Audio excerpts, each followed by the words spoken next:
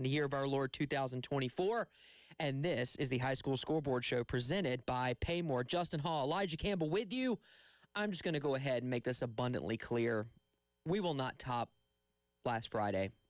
Last Friday will go down in lore in the state of South Carolina. We had double overtimes, 2-point conversions for wins, Hail Marys down on the coast, and those were on a football field while also being probably done in the stands. We had Strom Thurmond jokes, not about the school, about the person.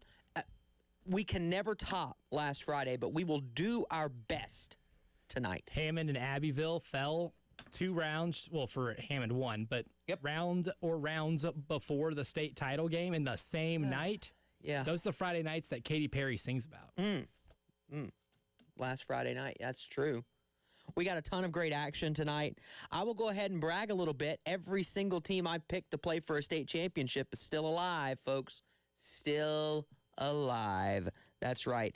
Let's roll through really quick. In the 1A, while we wait, Louisville and C.A. Johnson, HKT and Lamar, Cross and Johnsonville, Carvers Bay and Bamberg-Earhart.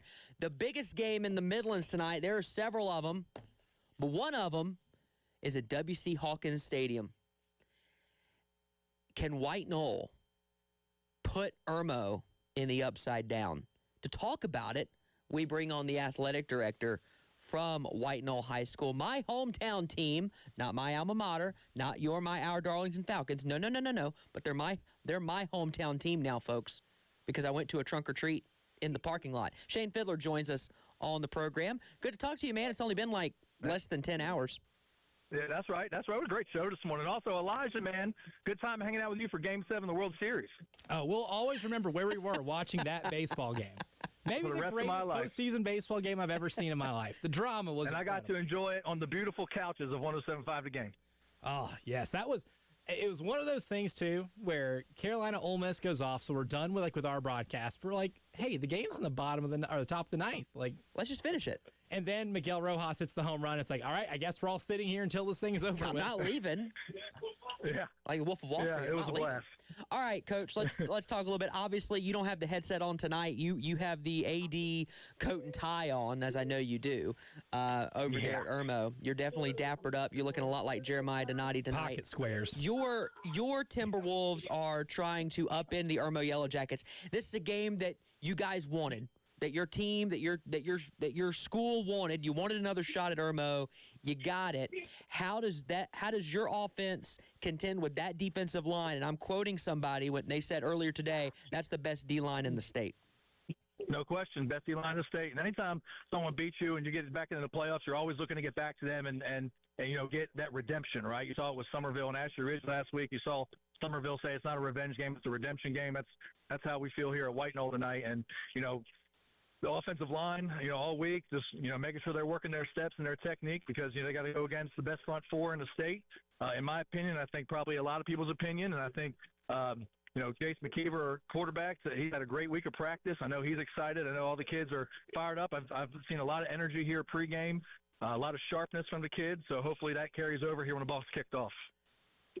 Yeah, a lot of emotion last game. Obviously, some talking back and forth before the game started. But once we actually kicked the ball off, White Knoll got into the red zone 3 times, left with only 3 points. Obviously, red zone scoring is going to be a big thing. You have to be efficient in the red zone to be able to beat a team like Irmo. Like you said, has the best defensive line in the state right now. Easier said than done, but when the field shrinks like that, what are things that White Knoll has to be better at once they get into that area of the field? When you get down to that area, operations key, right? You're usually switching personnels a lot to try to add extra gaps or add extra big bodies. So you got people that normally don't play offense coming on the field or people in different spots. So, hearing the snap count and understanding how we're breaking the huddle and the coaches getting a play call in and the personnel changes, that whole operation piece is a big difference as you get closer to the goal line either way. So, working on that, making sure the communication's key, making sure everybody knows where they got to be, when they got to be there, and making sure everyone understands what we're trying to do so we don't be on the 2-yard line and get 2 false starts in a row and now you're back, 10 yards, now you're on the 12. So it's easier to score from the 2 than the 12. So just making sure the operation's good, making sure it's clean, and making sure you play with a great physicality against, obviously a great team. Because they're going to bring in bigger bodies, too, when you bring in bigger bodies.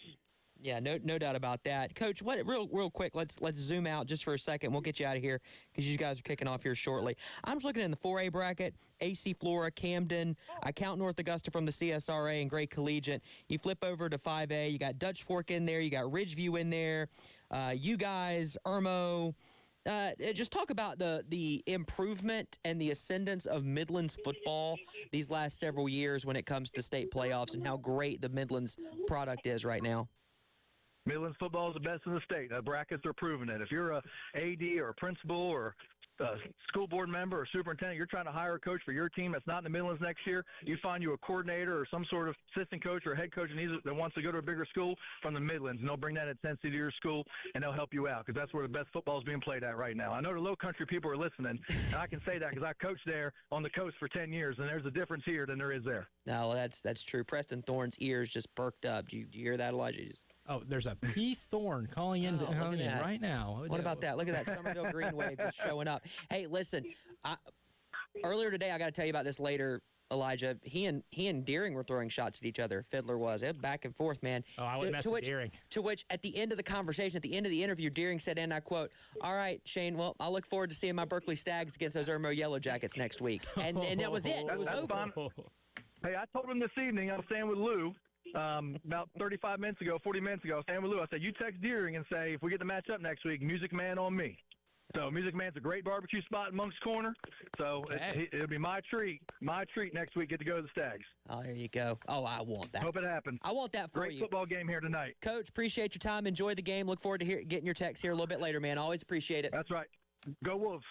That's Coach Shane Fiddler, former head coach at Ashley Ridge, former head coach at Airport High School, my Airport Eagles, and now the athletic director at White Knoll High School. 3 times today I've almost said the University of White Knoll. Not even joking. Not even joking. Program. To be fair, Dorman is a junior college, so it would fit the brand. I've never seen a high school campus that big. I will say, River Bluffs is decent. I went to River Bluffs is more sprawled out. Mm-hmm. It's expansive. Yeah, Dorman looks like my high school that I went to in terms of just a couple really big buildings. Yeah, it's very large. Population is probably or student enrollment's probably the same. I guess that's in Duncan, if I'm not mistaken, or Roebuck. Roebuck. It's in Roebuck. Technically, it's in Roebuck. We got a lot of great matchups to get to tonight, including a state championship game that's happening tonight. Northwood Academy and Heathwood Hall playing tonight. Elijah mentioned it just a few moments ago.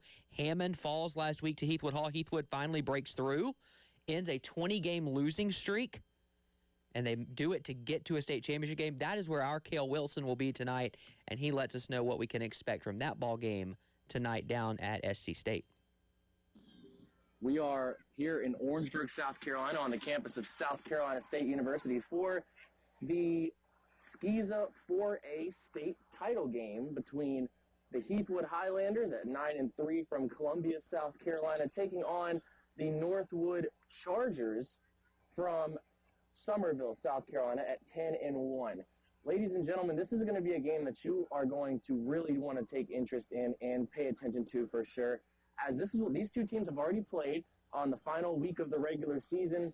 Heathwood fell to Northwood 39-20 on the road in Summerville on the last game of the regular season on Halloween night, and these two teams now will have a chance to rematch. Heathwood had an amazing season and a crazy way of getting here after defeating Ben Lippen in the first round 48-14, and they defeated their arch rival, the Hammond Skyhawks, for the first time since 2009 on a 16-13 victory on a game-winning field goal with 1.5 seconds left. Heathwood is scoring 24.3 points a game and giving up an average of 11.3 points a game. They're searching for their first state title victory since 2004, but this is their first trip to the state title game since 2009. Northwood is also a really feel-good story here. They have not won a state title since 2014, and head coach Johnny Waters has improved this program ever since taking over going into the 2023 season. From 2020 to 2022, this team had a 29-game losing streak, losing 29 games in a row. In 2023, they won 6 games. Last season, they went 9-2, and 9-3. Sorry. And then this season, they are sitting at 10-1. in a position to hopefully win their first state championship since 2014. And again, Heathwood's hoping to win their first state championship since 2004. Now, the recruits for this game: wide receiver for Northwood, Aiden Hogan, 2026 class. He's committed to East Tennessee State. Defensive back Antoine Henderson, 2026 class as well. He's got offers from Western Michigan, Montana State, one of the best FCS programs in the country, Mercer, Eastern Washington, and St. Thomas. And then linebacker Cody McCleary also has an offer from Brevard College. Heathwood has number 20, Julian Hughes. Sorry, yes, it is 20, Julian Hughes. He's got a commit to Davidson. He is a commit to Davidson. He plays strong safety and running back. This kid is a stud. And then they've also got free safety Jackson Noble, who has no offers, but he's been a huge part of this team's success as the year has gone on. And be on the lookout for a name that might sound a little familiar to you: Keon McKinley for Heathwood, son of former South Carolina wide receiver Kenny McKinley. It's going to be a great game here tonight, folks. The game is supposed to kick off at 7, but we will be live streaming the game on Instagram at Savage College FB as you guys listen to the High School Scoreboard Show. Have yourself a little high school football party, as we're less than 30 minutes away, and by the time you listen to this, kickoff will have already started. So, as the postseason gets further in progress, we will be having a battle here in Orangeburg. Great matchup coming up tonight at SC State. By the way, that game has not started yet. Following Chris Deering's tweets, they were lined up for the kickoff, and the White Hats sent both teams back to their respective sidelines. And we don't know why. And the game's not on TV. So unlike 2 weeks from now when the games will be on TV. You know what? Really quick, we got time, and so I want to get this before we really get into football. We might have one for state championship Friday. Can't confirm yet. But this might be our last Ellie Faith Fighter of the Night for 2025. So let's go ahead and hit that little sounder as I stall for time. Here we... You're doing such a good job. Go. Here it is. We're recognizing true fighters every week. It's time to name the Ellie Faith Fighter of the Night. I really appreciate everyone really getting into this and doing it. It's been an honor. It's been a pleasure. And today we want to share the story of a brave young boy named Charlie, a child whose strength has inspired everyone around him. Charlie is facing a rare and aggressive form of leukemia known as MPAL, M-P-A-L, and recently his family received the heartbreaking news that he has relapsed. Even in the face of countless appointments, procedures, and long days in the hospital, Charlie continues to show a kind of resilience far beyond his years. His medical team is working from a promising but very limited study out of Italy, where a small group of adult patients were able to reach remission before moving on to a bone marrow transplant. The challenge is that Charlie can safely receive only 2 of the 3 medications used in that study. Many of the treatments commonly used here in the U.S. involving drugs known to cause long-term heart damage. And because protecting his future is just as important as treating his cancer today, those options simply just aren't on the table for him. So his doctors, along with his family, are navigating this journey day by day, balancing hope, science, and the unknown. There's a plan, but it requires flexibility, creativity, and constant adjustment as they respond to how Charlie's body handles each step. Through all of this, his family remains at his side, advocating for him, supporting him, and believing in the possibility of remission and the chance to move toward a life-saving transplant. Charlie's story is one of courage, not just his own, but the courage of a family standing strong together. It's a story of love, faith, and determination in the face of uncertainty. And as Charlie continues this fight, his community continues to rally behind him, lifting him up with every prayer, message, and act of support. And his family has been put forward, and they would like to share a GoFundMe that is being used to raise money for his family. We'll post that here in just a minute. We'll post that information.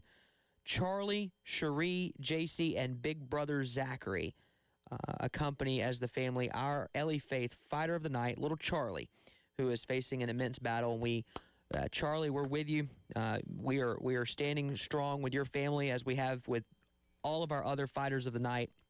I'm very excited to continue this for years to come. The work that Ali Otter and Meaningful Play do in the lives of these families, including my own, has meant the world and continues to make such an impact even while these children are fighting these battles and those who have finished their battles, Ollie is still there for those families, still supporting them, still cheering them on, and we appreciate all the work that he does, and we'll continue to fight on behalf of these kids and these families. More of the High School Scoreboard Show presented by PayMore coming up on The Game.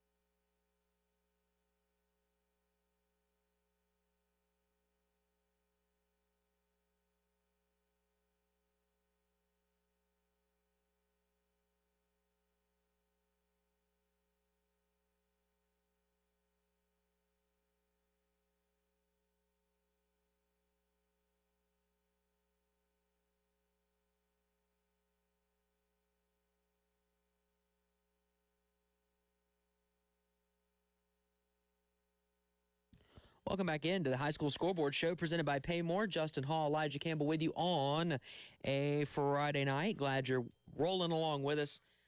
Phone lines are open. They will be open until 11 p.m., 803-404-6100.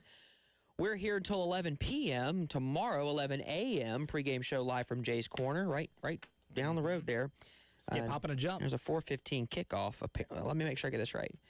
The University of South Carolina against Coastal Carolina University, a.k.a. I'm on a paper here, I see it's the Mike Yuva Bowl. It is the Mike Yuva Bowl. Yes, he is sponsoring it. Yeah. The trophy Winner gets is Mike. a picture of Mike. Yeah. Yeah, I'd lose on purpose. Taking a bowl game. I don't need more. Just kidding, Yuva. He's in town, I'm sure. He might be at Halls and about to tweet about it, actually. He's looking for Sean Miller. Any sign of life? Any trace of Sean? Is Lane Kiffin the new Sean Miller? Anyway, not the point. All right, we got a lot of. I wish I was here for that. No, you don't. I wish I was here for that. The Muschamp coaching search was fun as well. I'll give you that one too, because that one got spicy. Because Kirby Smart was probably like 10 minutes away from being the head coach here. I've been told by a few people Like ink was on the paper, that it was basically a done deal. which is insane. And turns out your alma Well, mater it wouldn't matter. comes It wouldn't calling. matter. It wouldn't. I contend that whenever Georgia opened, he was gone anyway. Oh, for I sure. contend. Yeah. So maybe you got him for a year, maybe two. The worst Doesn't thing that could matter. have happened. Who would have thought the worst thing could have happened in this program was Mark Richt having one more 10-win season, not doing anything with it.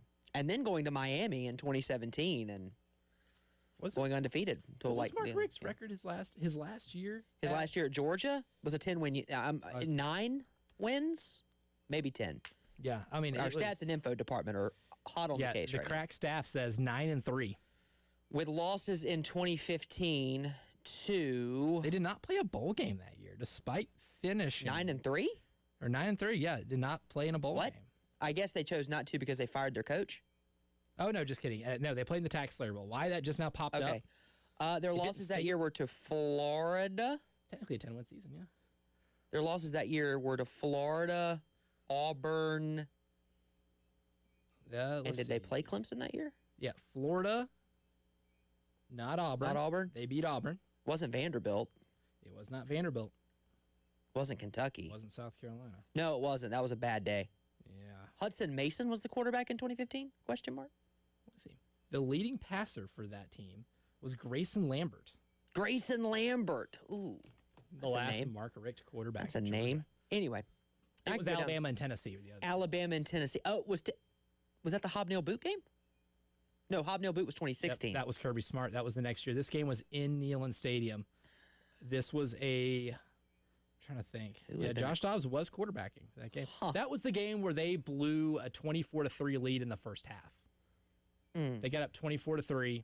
Tennessee ends up scoring twice, including like a muff punt and then a big play to make it 24-17 at the halftime. definition of getting stale at a program, isn't it? Mark Richt at Georgia. Yeah.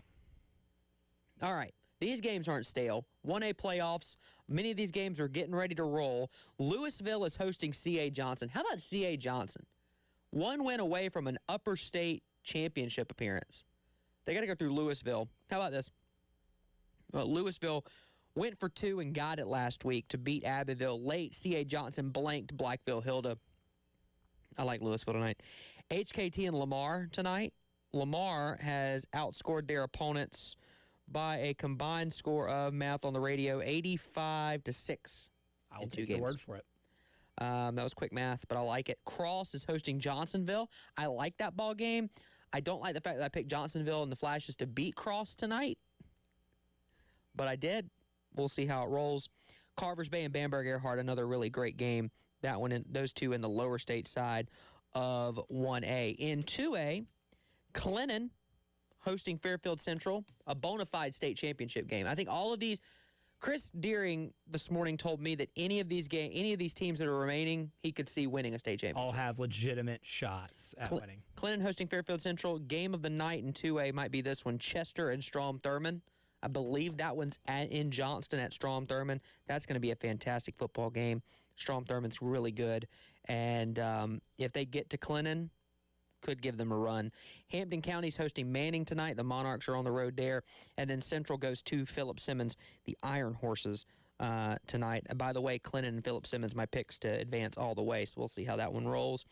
In 3A, Powdersville has outscored their opponents in the playoffs 96-7. Meanwhile, MVP, Mountain View Prep, has outscored their opponents by a grand total of 2 points in 2 games. So, battle-tested, I mean, Mountain View Prep. winning the close ones. Playing with fire, and the Patriots could burn them tonight up there in Spartanburg. Another really great game that's worthy of a state championship is Belton Honeypath and Woodruff.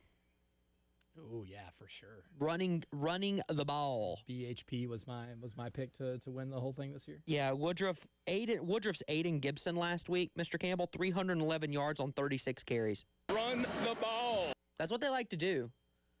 They don't throw it a lot. They like to Run the ball. a lot. So does BHP, by the way. That might be the first game done simply because the clock just continues Just to gonna move. keep running. Yeah. And running and running and running. Sounding like Forrest Gump or the very beginning of Let's Get It Started by the Black Eyed Peas. Oh, very, very good. Two very different dialects there. but Definitely, yes. and affectations. Different speeds, and tempos. A little something for everybody. He's got a daddy named Forrest, too. Oceanside Collegiate hosts Dillon. My favorite line from the movie, by the way, is that one. That last scene. Oh, that last scene, because you get a glimpse into Forrest, he actually understands who he is. Yeah. One of Tom Hanks' best. Dillon is going to Oceanside Collegiate. How about that? Dillon, the marquee name, has been the marquee name in high school athletics here for a long time in football. Standard, yeah. And they go to Oceanside Collegiate. How much do you think Dillon enjoys being the underdog? Oh, man. Oh, I bet they eat it up. That's Kirby Smart syndrome there, right? Kirby Smart wishes he could get like an underdog. I don't know. They went story. wire to wire one year, and we were told they were picked to finish 6-6. So, who did that? Are they in the room with me right now? Like, how'd that work out? They don't exist. And then an undefeated Loris and an undefeated Newberry tonight, and what could very well be the game of the night. 12-0 and 12-0. I'm saying that about a lot of teams, by the way.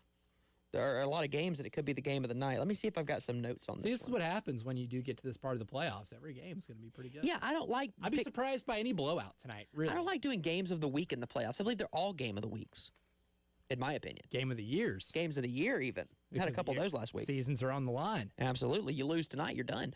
Loris goes to Newberry.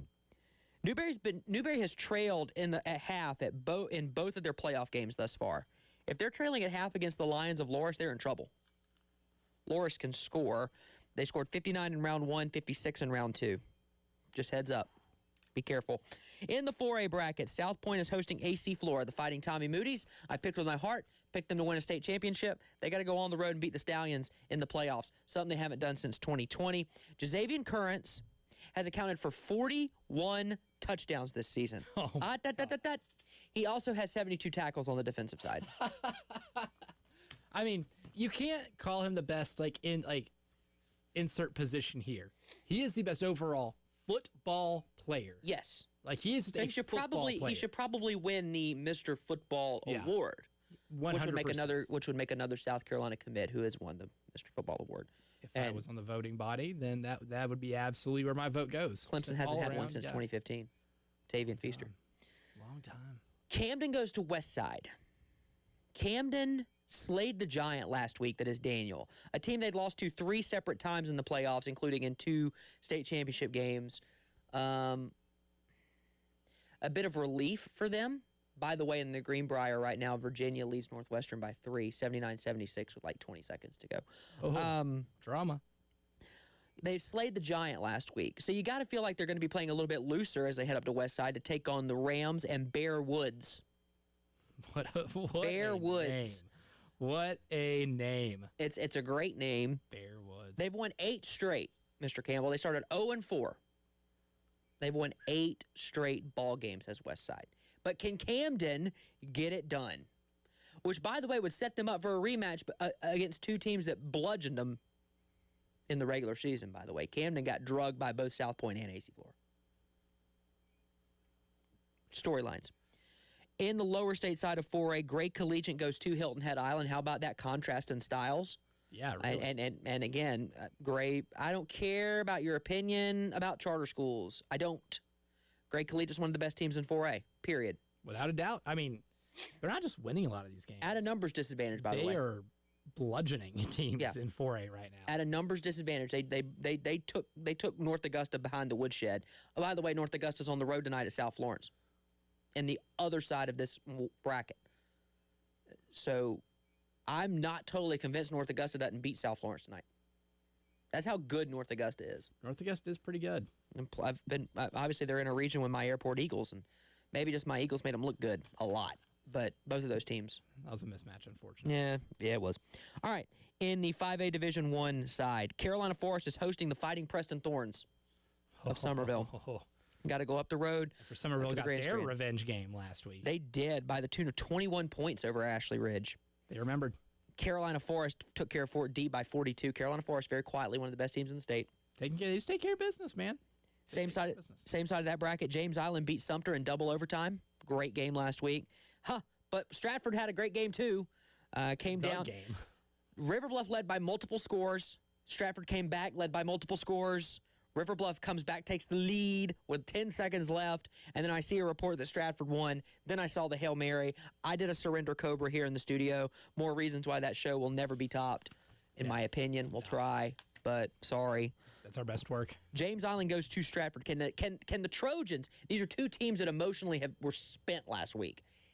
Can the Trojans take down Stratford, or does Stratford have the pixie dust, and we're just going to have to live with it?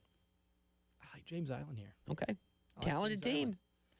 On the upper state side of the bracket, Ridgeview at Dorman. Ridgeview started the year 2-2. You specifically proclaimed them the best 2-2 team in the state, along with Clinton. Once Clinton got to 2-2, because they got to 2-2 at different points. Spencer Bobian's the story for Ridgeview. If he's running the ball well against that Dorman Cavaliers team, I like their chances. But Dorman's really good. Really good. Back. It's going to be a great game tonight up there in Roebuck. And then Burns comes to Dutch Fork tonight. That game's kicking off right now. Earlier this week, Reggie Shaw, the head coach of the Burns Rebels, says it's kind of like a David and Goliath. Yep, that's right, folks. Burns is now David. No, I don't think you can. I'm not buying that. What world are we living in? Where the James F. Burns Rebels, former James F. Burns, former Supreme Court Justice, former governor, former Secretary of War. His statue's right over there. Yeah, he's buried right there. Is James F. Burns? Here. We can go say hi to him if we want to. I have frequently throughout my work career here. Yeah. They're not an underdog. No. They're an underdog, but they're not a David. All right, real quick before we hit a break, Division II playoffs. Northwestern hosts Gaffney. Oh, buddy. Indian Land goes to T.L. Hanna. How about Indian Land last week? I picked Hillcrest to win, and Indian Land said, hold our Gatorade.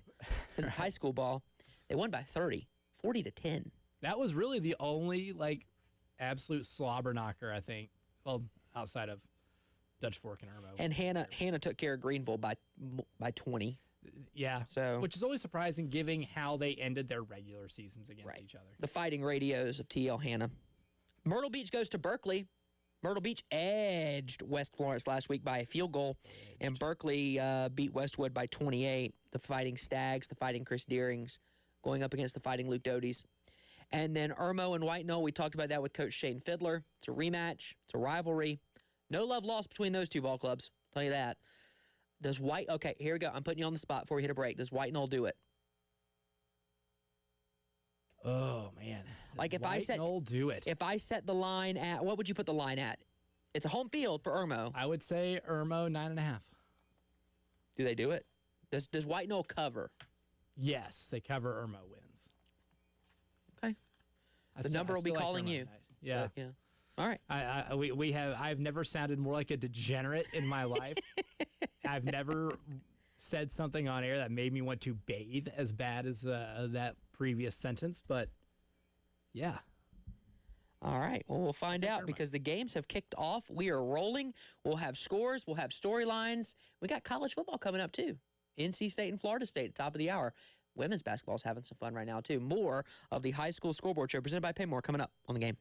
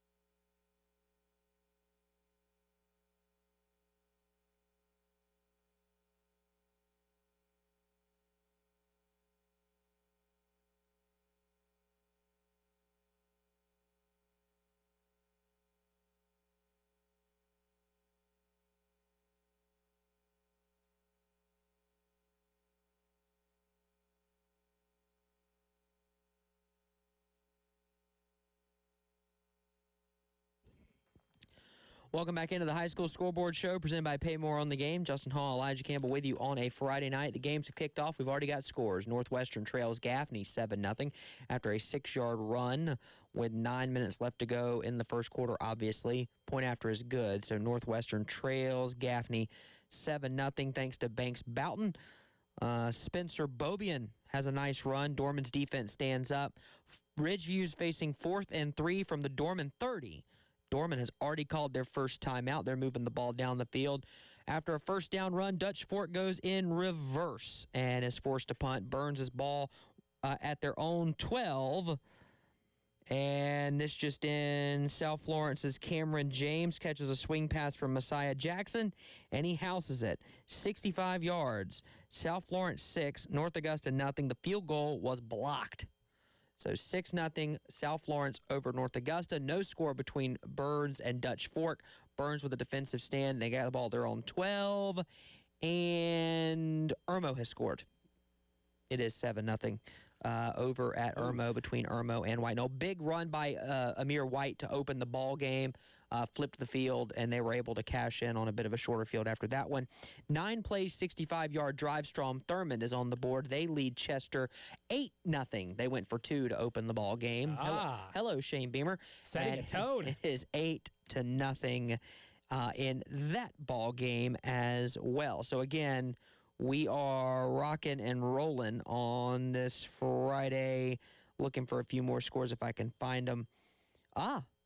Carolina Forest gets pressure on Max Stafford. Jaden Alston picks off a pass on the third play from scrimmage. So Carolina Forest forces the early turnover. Somerville gives it over, and now the Panthers are looking to cash in there. I expect all of these games, if I can just be quite frank with you guys, I expect all of these games to be barn burners. I expect all of them to be close.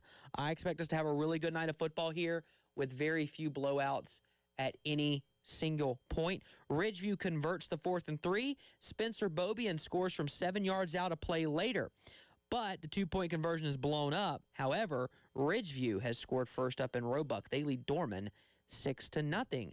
Only 2.5 minutes into that ball game. Ooh, a lot of teams hitting quick tonight. The Skeeza State Championship game in 4A is well underway down at South Carolina State University. We'll have more information about that location here in a little while. Kale is with us, though, on the phones to talk about what's happening between Northwood and Heathwood. How you doing, bud?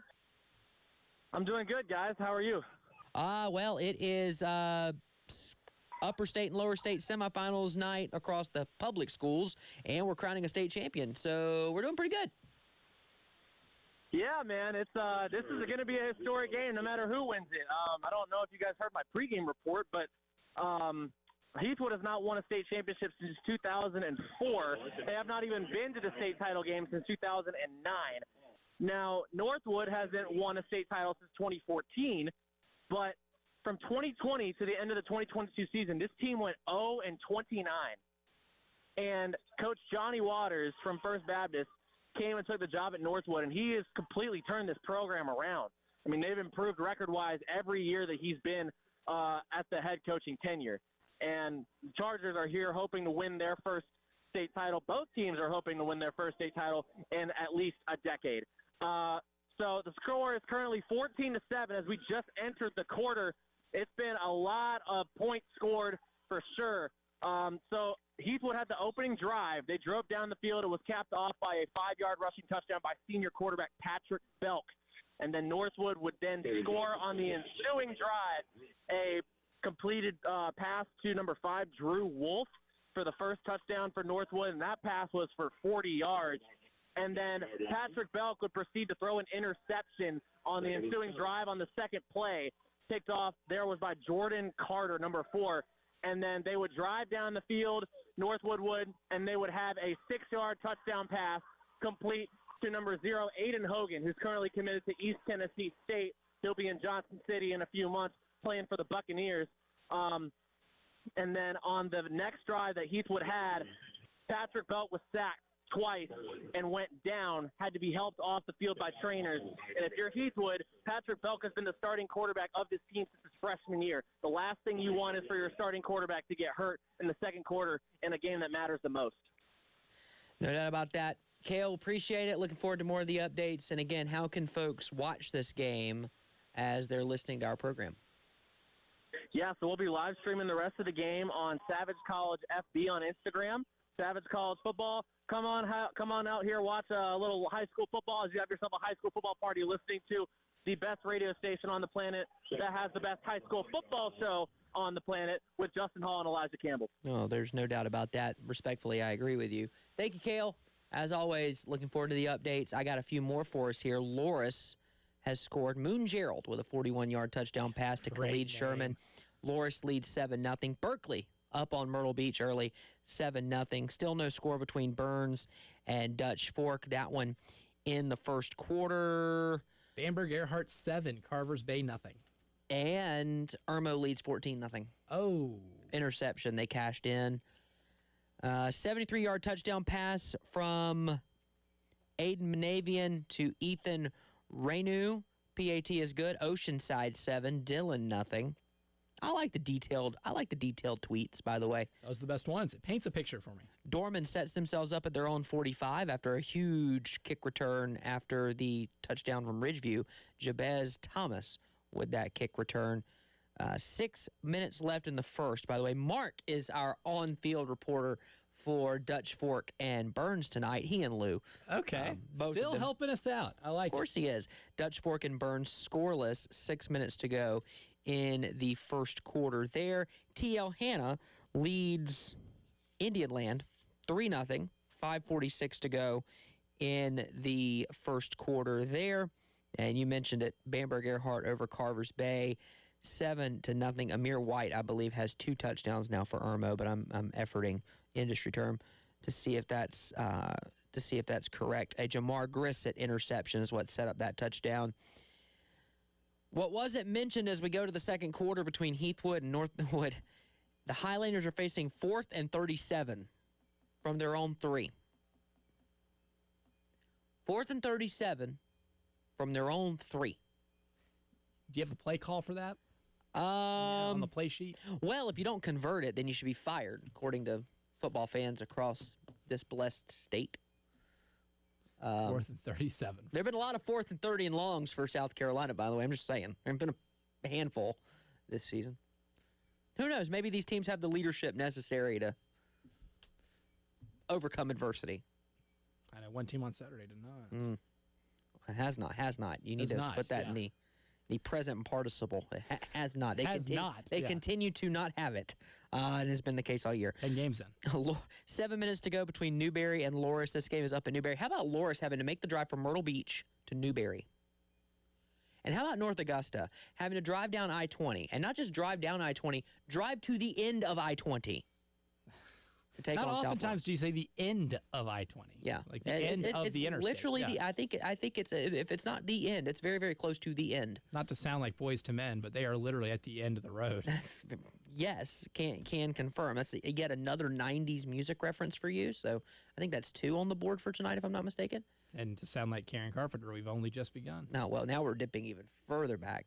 I try to hold off on the Carpenters as long as possible.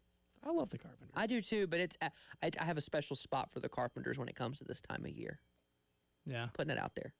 It's some of my favorite Christmas music. I was going to say, Karen had some Christmas bangers. Yes. There are several people who I would define as the voices of Christmas, right? Okay. Michael Bublé, Karen Carpenter, Andy Williams. I would even put Frank Sinatra and Bing Crosby in there, obviously. More so, yeah. They have an album of Bing Crosby. It's his Christmas album that you've always known. If you see it on Spotify, it's just his face with the Santa hat. But they remastered it and put it with a live orchestra. Ooh. And I listened a couple of years ago. I listened to it on Christmas Eve because that was when my wife was actually pregnant, so she went to bed early. And I just had nothing to do but like clean the house and straighten it up before Christmas morning. And I just popped the AirPods in and listened to that album. Also, underrated activity is if I'm going to like deep clean the house. Actually, did that today. Deep cleaning the house. Pop some AirPods in. Put on a playlist and just let it roll. Next thing I know, I'm 3 hours deep and I got the whole house clean. Yeah, great. It doesn't take long. Doesn't take long. We'll continue to talk about that because we're angling. I know my cohort here disagrees. I've already dabbled in the Christmas music mainly because my daughter has an infatuation with the Grinch already. She loves it. She loves Kids love the Grinch, man. She loves Kids it. love the Grinch. The book, the short video clips I'll show her on YouTube, her new Grinch outfit that she has that she'll be wearing in a couple of weeks. Like she has it all. Adorable. She has it all. And she so we're dipping in already, and I think it's perfectly fine. But we're not just dipping our toe; we are full-fledged into high school football, and we'll wrap up hour number 1 next on the game.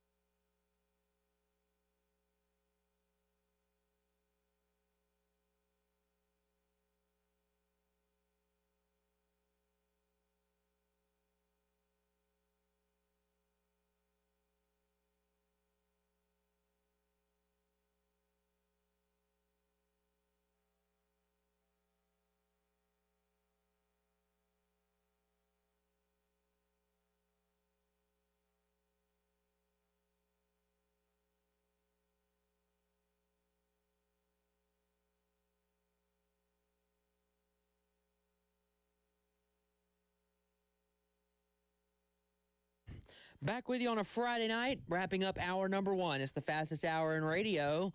We're glad you're along for the ride. Updates for you. A 3-and-out for the Rebels. Dutch Fork takes over at their own 40. It's still scoreless in the first quarter. Touchdown Northwestern. Xavier Means runs it in from 3 yards out. The PAT is good. Northwestern and Gaffney are tied at 7. 5:43 left to go in the first quarter there. North Augusta gets a pick off of a deflection in South Florence territory, and they cash in on the very next play. The Yellow Jackets of North Augusta lead South Florence 7-6. And how about Notre Dame? Hannah Hidalgo calls game. She is a stud. Between the game-tying assist, holy moly, and that shot, Notre Dame just went up on Southern Cal, 61-59. Look at that. 1.9 seconds to go. Still got time, but you're going to have a heave. Well, I mean, not in the women's game because you call timeout, you advance the ball. You advance the ball, that's right, so you can draw up a play. Where's Camila Cardoso? Men's game should adopt that rule. Men's game should adopt that rule, and I don't know why they haven't. Because There's they a do lot. it internationally. They do it in the NBA. Yeah, I understand. Bamberg Earhart leads Carvers Bay 14. How about that shot over? I mean, that's cold-blooded. That's pretty ice sick, in the dude. veins. I need to hear how Andy Demetra calls that. I need to hear how Derek Scott calls that. I need to hear how it's the women's game. I need to hear how Brad Muller calls that. Oh, Brad's losing his mind. Brad's losing his mind if that's a Gamecock shot. Specifically, if it's, I'm just going back in time, if that's Tahina Pow Pow, how many times is he saying Pow Pow? Oh, enough to where people might be concerned that there are shots being fired in the arena. From way up there, too. From way up there. In the crow's nest, if you will, over at the CLA. Bamberg Earhart leads 14-0. Brian McMillan already with 2 touchdown passes, 3:19 to go in that ball game. Are we on blowout alert between Carvers Bay and Bamberg Earhart already? Getting there. We're getting dangerously close in that one. Let's see, an 8-yard touchdown run. Northwood Academy leads 27-7. 9 minutes to go in the second quarter. That's tough. I'm very close. Now, I will tell you that Notre Dame just won. I will tell you that when it was 27-3 on a Saturday recently, I said, hey, visions. It wasn't visions of sugar plums. It was visions of bowl games dancing in my head. I was texting several people. You might have been one of them. Yeah, I think. I was like, I don't know what I'm watching. I don't know what I'm seeing. Yeah, just stunned disbelief. I refuse to count anyone out now. I should have known better after 28-3. I've been 28-3 and 27-3, Mr. Campbell. 30-3. 30-3, Yeah. excuse me. That's tough. That I got brought up by Gamecock fan, Falcon fan. I got over brought that. up by Hale McGranahan on a show I was on. He and I were both on at the same time, and Hale brought it up as a way to symbolize Kyle Shanahan rebounding as the 49ers head coach. I'm like, yeah, thanks, Hale. Hale Panthers fan? Hale's a 49er. 49er, okay. He's a 49ers fan. Yeah. He said for anybody who might happen to have the unluckiest position of being a Gamecock and a Falcon, and I'm like, my hand is Hands raised. raised, buddy. Yeah. No Michael Penix anymore. He's out for the year. I got fan pages saying you got to go sign Stetson Bennett. As opposed to the I got fan pages on this side saying I should go hire Chip Kelly. Yeah, I don't think Chip Kelly's coming here. No, I don't think so. Lane Kiffin? For your OC. Yeah. Worked at Alabama until the bowl game, right? Yeah. Till the playoff. Can do the same thing for you. Yeah. Where's he going? But you said LSU. I think LSU. I think it's Florida. And I think John Summerall goes to Auburn. Then where do you go if you're LSU? And then where do you go if you're Ole Miss? Oh, Ole Miss. I know where Ole Miss should go. Ed Orgeron. No. Oh. I wouldn't let Ed Orgeron. Orgeron's going wherever Lane goes. Orgeron has done the Ole Miss thing before, and that didn't turn out very good. He had a great cameo in The Blind Side. But sure. He did have a good cameo in The Blind Side. Ole Miss should save some money and then allocate a lot of those funds to a coach who's a proven winner in the state, recruits well everywhere he goes, wins everywhere he goes, known for turnarounds. Charles Huff, Southern Miss. They're not going to do that. Took over a 1-11 program. They're going to play for a Sun Belt title in year 1. Yeah. No, I agree with you, the Charles. most roster turnover in the country. Charles Huff is a great idea. Ole Miss is at the point now where they think they can go big. But because here's why I'm having this conversation. The fact that you're postponing an announcement until after the Egg Bowl means Lane's gone. I think he's gone, yeah.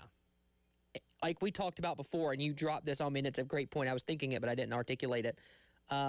If he's signing an extension, you announce the extension and put this to bed before the Egg Bowl. Yeah, and you're throwing a parade for him and announcing that the statue's coming up. Yeah. Because what he's done at Ole Miss is insane. Yeah. 10-win season after 10-win season after 10-win season. To the point now where you're at the point where you're like, oh, well, we're just giving away seasons when we lose one or two. I'm like, okay, fine, but you're in that position right now. In that position. You have a playoff roster every year. I think he's going to Florida, and I think Florida's going to be insanely good within a year. They're already super talented. I just think Billy Napier can't coach his way out of a wet paper bag. Not at this level. Not the right. Not at this level. That's why he's Sunbelt Billy. I think Lane will have Florida winning at the level that consistently for a decade that Stephen Orr Spurrier did. I truly, Well, could be. because he's kind of the same ilk. Similar, yeah. And it's beyond the visor. It's all of it. It's the brashness. It's the talking. It's the needling. It's the offensive ingenuity. It's the cockiness of throwing his hands up and throwing a touchdown symbol up as the ball's in the air. It's the getting Will Muschamp fired thing. Florida did the firing. He put the nail in the coffin here. That I can confirm. That was the night it died. Yep, that was it. That was the straw that broke the camel's back around these parts. That was the night it died. The Texas A&M game was bad though, the week before. Yeah, But the Ole Miss game, you were scoring with them, because Kevin Harris threw the ball everywhere. which is crazy. By the way, who was the offensive coordinator then? Mike Bobo. Yes, he's scoring a lot of points right now. Mike Bobo. Mike Bobo. Do you know my father, who is a Georgia fan for some odd reason, had the audacity the other day before the Texas game to tell me that, yeah, I just don't think this offense is any good with Mike Bobo. And I'm like, sir, you're scoring 30 points a game. The team I root for can't score 3 touchdowns in a game. And Georgia's is scoring all over the place. With Gunnar Stockton. Speaking of almost game. How the turntables, right? Yeah. Right? Because if Bobo stays, he Kirby's stays. smart. And, well, yeah, we go all the way back. Gunnar Stockton. But you have Gunnar Stockton. Because if Mike Bobo's here as the OC, then he's still He's still playing here, which means you don't get Spencer Rattler. Yep. Which means you probably don't get Lenora Sellers. We had a really weird butterfly effect thing there. We could go down that rabbit hole for sure. I'll give you one more score before we get out of here at the break. Second quarter is starting. Dutch Fork has the ball at the Burns 8. It's still scoreless. Berkeley leads Myrtle Beach 20-0 in the first quarter. Hornets of C.A. Johnson, an 11-play drive. It's 7-6. They're trailing Louisville. Louisville already has the ball at the C.A. Johnson 40. That one is continuing to pick it up here. White Knoll trying to battle back. We'll see if they can do it as we hit a break. We have hour number 2 coming up on the High School Scoreboard Show presented by PayMore right here on the game.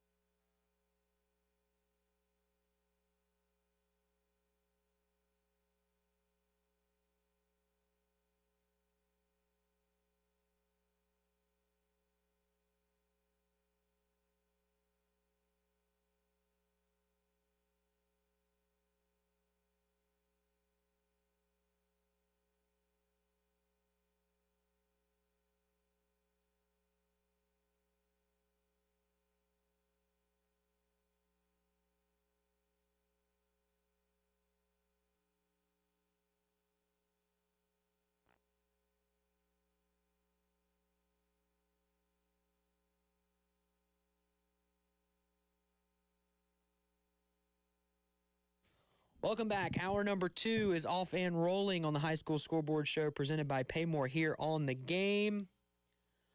Oh my, we've got things happening. Maybe not on the level we did last week, but things are happening. I don't know. It was third down inside the Burns 10. At the goal line, Burns knocks the football out and recovers. So we're still scoreless. Uh-oh. And Burns has the football. Gray leads 7-0 over North Augusta. Not North Augusta. Hilton Head. Hilton Head. North We're Augusta. talking about North Augusta. Here we go. North Augusta holds South Florence to a 4th and long.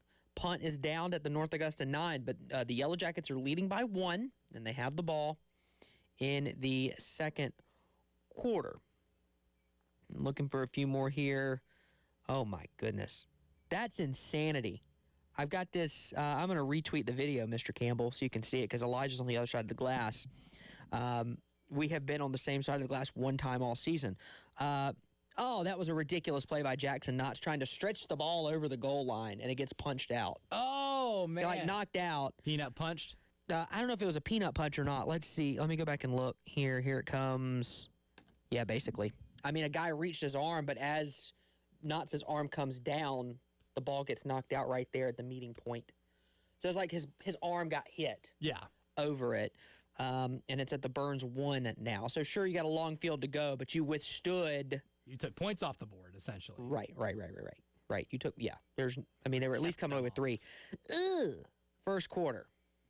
All right. I picked with my heart because I wanted the Fighting Tommy Moody's to win a state championship. It's 21-0 South Point. Oh, no. First quarter. Oh, no. And I'm sure Jazavian Currents has a lot to do with that. I imagine so. That's in the first quarter. That's the end of the first quarter. I have not received any other update from that game other than the score. Carolina Forest is forced to punt. High snap is cut out of the air. I'm trying to read this tweet. It's cut out of the air, but Somerville stops his rushing attempt in green wave. Okay. So Carolina Forest was going to punt. It was a high snap, so the punter decides I'm going to run it.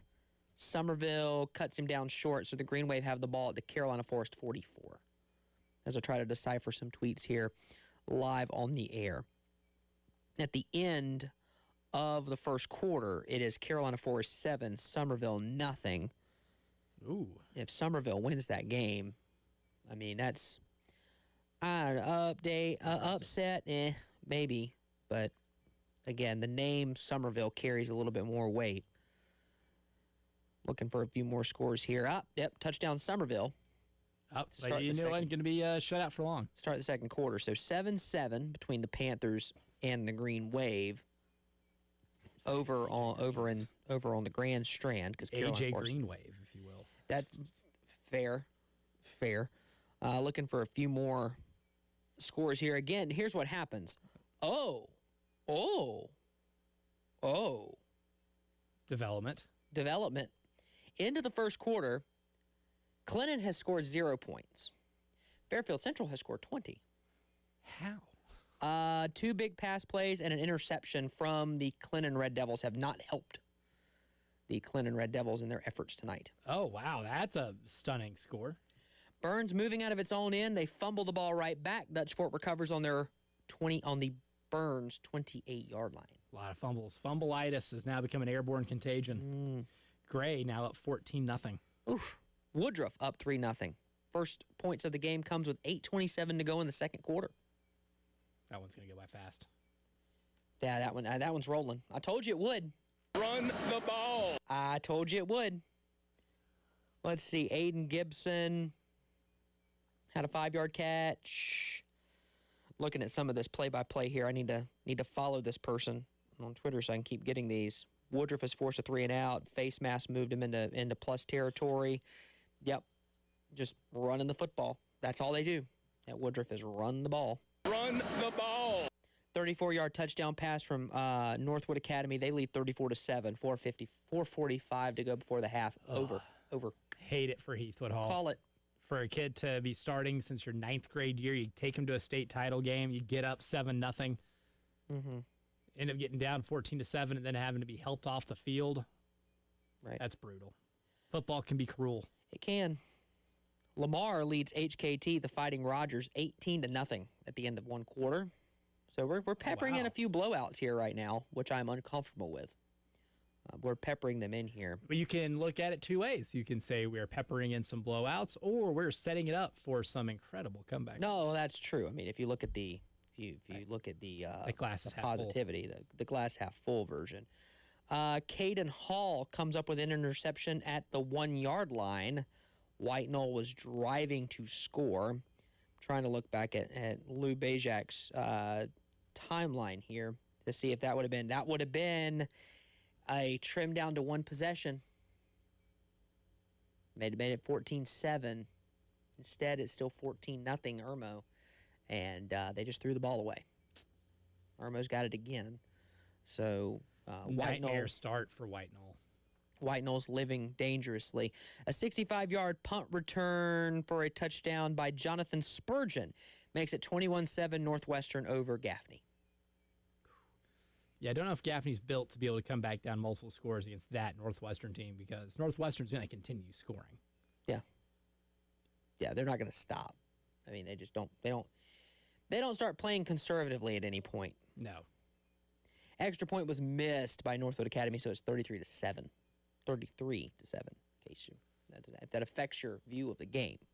That 1 point is making a difference for you. May I point you to a 31-30 deficit a couple days ago?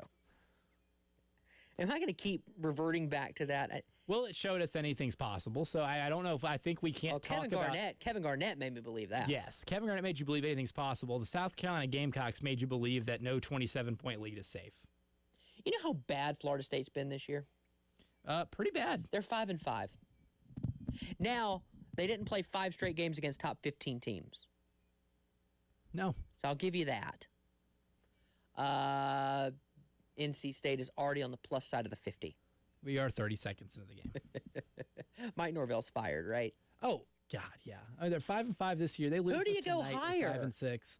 They lose to Florida. They're 5-7. They miss a bowl game again. Who do you get though? Here's where I'm at. Bring back Jimbo. Bring back Jimbo. All right. You ready? Lane goes to Florida. Summerall goes to Auburn, which I believe is the correct thing. By the way, I think Summerall to Auburn makes sense. It just makes sense. Yellowwood, just do it. Give them the money. Arkansas gets whomever. I think they probably shoot for Eric Morris from North Texas. Yeah, it's probably not a bad. Well, yeah, it's probably not a. The last time they've hired a Morris, it didn't work out. Hopefully, that one's different. No relation. No relation. Maybe I'm still saying maybe you should just kick the tires on Dabo. Anyway. Oh, for sure. I mean, if you can get him interested, I just don't know how interested Dabo would be. Okay, so then who the heck does Florida State get? Because LSU is going to go after Jimbo. At that point. Do they go after Jimbo? I don't know. They might as well. Well, Scott Woodard's not there, so maybe they don't go big game hunting anymore. Let's just call Governor Jeff Landry. He'll probably tell us what he wants, and that's probably what he'll get. Well, he'll make a phone call to somebody else who's very important. Have him coach the team. Have him coach the team. Which takes me back to the play-by-play of that NFL game, and I'm like, no, don't do it. It's just a very interesting situation. By the way, if you want an OC, Bobby Petrino will be available. Maybe Arkansas just promotes him. Not a chance. They've lost 8 straight. There's no way they do There's that. no way. And the whole, thing. That doesn't matter anymore. To make him the head coach? What about making him the OC here?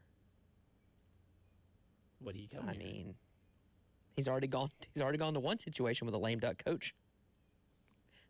Got the guy fired. This is his second one. He was the interim when Jimbo got fired.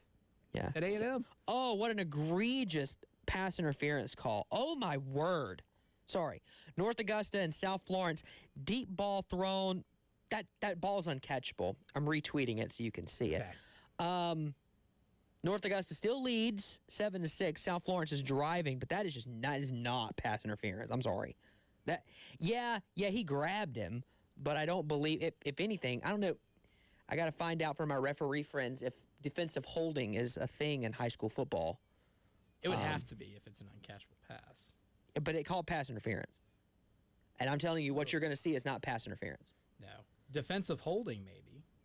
Big third down conversion, 1st and goal, Dutch Fork, as they are trying to score the first points of the game against Burns. Berkeley leads Myrtle Beach 20-7 with 2:25 to go in the first quarter. Looking for a few more here. Yeah, that fumble that you described earlier. Jackson Knotts. You just can't do that. You just can't do it. Big O-line for Fairfield Central and athletes all over the field is what's being described between this Fairfield Central Clinton matchup. I'm telling you, folks, if Clinton goes down, Fairfield Central's good. So let's just go ahead and say if Fairfield Central were to dispatch of Clinton, I'm looking at the bracket, we're probably setting up a Fairfield Central Strom Thurmond matchup next week, which bodes better, in my opinion, for Fairfield Central. Loris leads Newberry 16-0 at the end of the first quarter. That one being separated by multiple scores surprises me. Mm-hmm. Yeah, 16-0 in that one. It was 9-0. It was 9-0 because Kenan Caldwell pulled a Dan Orlovsky. No. He Dan Orlovski'd. Retweeting that one so you can see it. T.L. Hanna leads Indian Land 18-7. Looking to see if I can get a score 18 update. 18-7. 18-7. Funky score. Watch. Hilton Head cuts the deficit in half. That is now 14-7. Gray Collegiate. Dorman takes a 7-6 lead with 10:21 to go in the second quarter. So since that opening touchdown, you are seeing a Dorman defense stand up here. Ridgeview has not been able to put the ball back in the end zone. Dutch Fork scores a strike from 6 yards out. They lead Burns 7-0 in the second quarter. It was a run play to the pylon. They got there, got to the edge. By the way, I had a stat on this one. How about this? So it's Dutch Fork and Burns tonight. Burns obviously led offensively by Trey Segarra, their running back, who is angling toward being a Gamecock commit at some point, which they need. They need players. Athletes. Amazing. Athletes. Dutch Fork has only allowed 6 rushing touchdowns all season. And Shane Fiddler tells me that 3 of those were against White Knoll. So they played 10 games in the regular season, and they've played 1 game in the postseason at this point, so 11 games. Take the Irmo game out of it, so the White Knoll game out of it, so 10 games. They've given up 3 rushing touchdowns in 10 games. 3 in another one, but 3 in the other 10. Huh. That's remarkable. That's really good. That's really, really good. Julian Walker effect. Touchdown, South Lawrence. Gabe McLaughlin runs it in. It is extra point attempt is good, so it is 13-7 Bruins over North Augusta. That defensive pass interference played into that drive a little bit. There as they were driving toward the end zone. Anyway, 23-0 Loris over Newberry. Oh, Newberry is in trouble. Just going to go ahead and let you know really quick. Clinton is in trouble. State championship pick. Newberry is in trouble. Championship pick. AC Flora is in trouble. Championship pick. By the way, these are my champions. You're riding high until now. These are my champions. They aren't just participants. I picked them to win. To win the whole thing, yeah. My 4A, my 3A, my 2A, all of them in trouble. Well. You went from having all of them playing tonight to potentially 3 of them going down. It's fun while it lasted, folks. I might just go on home. What's the point of being here anymore? Carver's Bay scored. 2-point conversion good. It is 14-8 Bamberg Earhart over Carver's Bay. Keep an eye on that ball game. That's what we are doing. That game had a chance to get out of hand. They've brought it back. Somerville has scored. So I believe I haven't seen another update from that ball game. Breaks at 7-7 tie. I believe it does. This would be 14-7 Somerville over Carolina Forest. A beautiful throw by Max Stafford. That's Max, not Matt. But that throw looked like Matt Stafford. What a beautiful over-the-shoulder throw. Oh, that was impressive. You say over-the-shoulder throw, I'm just imagining him throwing it like it's a sky hook in basketball. Like Kareem Abdul-Jabbar, just whoop. Well, it fell like that over the shoulder of the wide receiver. I'll put it that way. Looks like Calipari's got his guys playing better tonight. They're up 12-7 on on Jackson State early. So. Yeah, Deion Sanders ain't walking through that door. No. Didn't even coach basketball. So he's definitely not walking through that door. He probably wouldn't do a good job at it. Northwestern 24-7 lead over Gaffney. A pick 6, an 82-yard interception return for touchdown by Jordan Wright. Oceanside leads Dillon 28-0. Oh, wow. 6:51 to go. I've warmed up to the idea Oceanside's winning that state title. Yeah. In 3A, well, if Newberry gets knocked out tonight, keep an eye on Loris. And who knows what's going to happen out of the upper state, but yeah. Oklahoma star defensive end because other teams are getting their availability reports. South Carolina doesn't the rest of the year. Some teams are playing SEC games this weekend. Oklahoma and Missouri is one of those. Missouri's still ranked? Somehow. Why are we still ranking Missouri? Anyway. Because Ahmad Hardy ran for 300 yards, and they're like, oh, that's cool. Our Mason Thomas is not expected to play tomorrow. Not your Mason Thomas, not my Mason Thomas. Our Mason Thomas. Our Mason Thomas. Not, yeah. He is not expected to play tomorrow. Still a game time decision. Drive for Burns has it going. Play action, had a guy deep. It was underthrown. Interception. Dutch Forks got the ball back, and they had the lead 7-0. Crave, 21-7. They just scored a touchdown. That just in on Hilton Head. We will, some of these games are starting to get out of hand, and I'm feeling uncomfortable about it. More of the high school scoreboard show coming up on the game.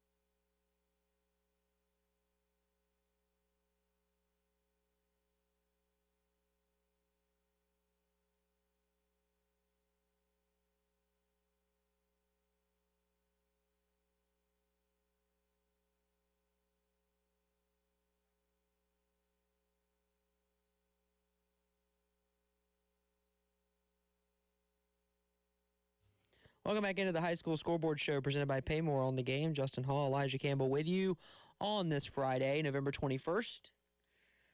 In the midst of hour number 2, I will quickly remind you as we settle in here that we will not be here next Friday.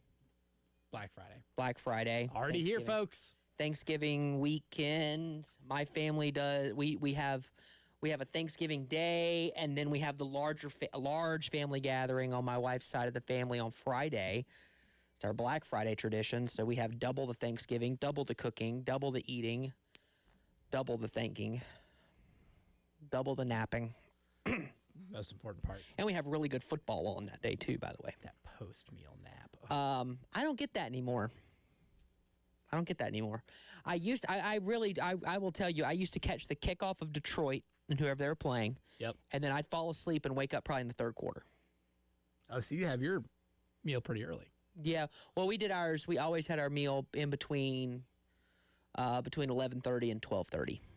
And then you just hit the leftovers again for an early dinner about 4.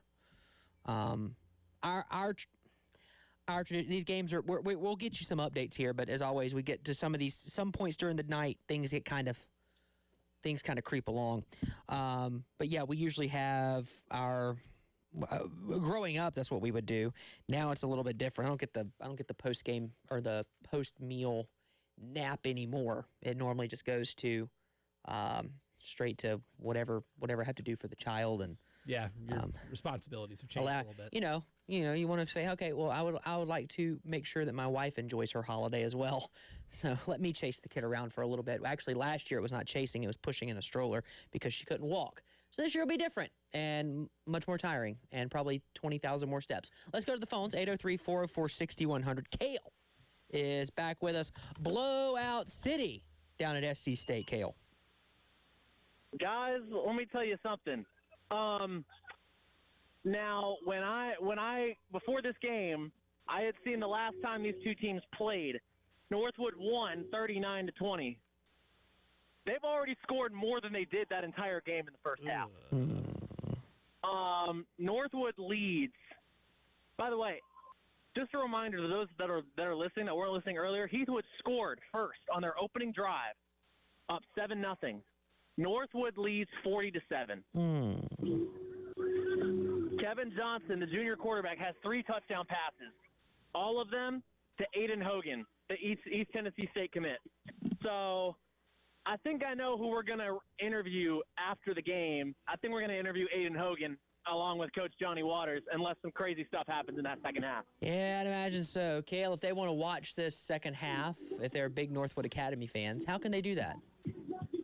Yeah, so you can come watch this game on Savage College FB on Instagram when the second half starts in about 12 and a half minutes. We'll be going live for the rest of the game because even if a game is entertaining, we do coverage until the final whistle blows. We do it until the final whistle blows, even if the game is not super close, because crazy things can still happen. So yeah, we'll be live streaming the rest of that game to the second half, and again, unless some crazy stuff happens, we'll have Aiden Hogan and Coach Johnny Waters here for the post-game interview at the end of the game. Thank you, Kale. We appreciate it. Looking forward to more updates throughout the rest of the second half. I want to get to this update before we get back. Carolina Forest is up 21-7 over Somerville. Wow. That escalated quickly. Yeah, 21-7. 3:34 left to go in the first half. Carolina Forest is good. They are. Wacky one right now in Gray Collegiate, Hilton Head. Of course, Gray Collegiate got up 21-7. 2 of those, from what I've been told, by way of short field after multiple onside kick attempts from Hilton Head. Multiple onside kick attempts. And then, after it is 21-7, the ensuing kickoff, Hilton Head runs back for a touchdown, 92-plus yards, making it 21-14. And now, Gray Collegiate is on the Hilton Head 33 with 4 minutes left until halftime. Ridiculous. Just wacky. Wacky would be the word. Wacky and wild would be the 2 words I'd use to describe that game. And again, here's one. Indian Land, back in it. It is 18-14 TL Hannah with 51 seconds to go in the second quarter. How about Indian Land? Much-needed score right before the half. About the much-needed score. How about the Warriors hanging in there? Just hanging around. It is 21-7 after Cam Long had a 71-yard pass to Brady McDowell. 2 plays, 72-yard drive. 49 seconds. Efficient. It works. What's that like? What's that like, scoring a lot? Look forward to knowing one day. Yeah, as you mentioned, Gray Collegiate up 21-14, but driving is Gray. Dutch Fork taking chunk play after chunk play as the first half draws to a close. They're looking to add to their 7-0 lead. They have the ball 2nd and 10 from the Burns 36. A 7-0 lead right now. Burns has crossed midfield once or twice, but really haven't gotten anything to show for it, obviously, on the scoreboard. I'm feeling like a 2-possession ball game might be a little much to overcome against that Dutch Fork defense. Yeah, probably. And a Burns offense that is at best one-dimensional and maybe half-dimensional right now. Now, we talked about Indian Land getting a big touchdown right before the half. We can put Bamberg Earhart in that category, too. 21-8 on Carver's Bay. That touchdown scored with 30 seconds left until the half. Yeah, and that pass was completed on 3rd and 19. Oh. How about Brian McMillan, his 3rd touchdown pass of the night? You want to talk about having a big-time game?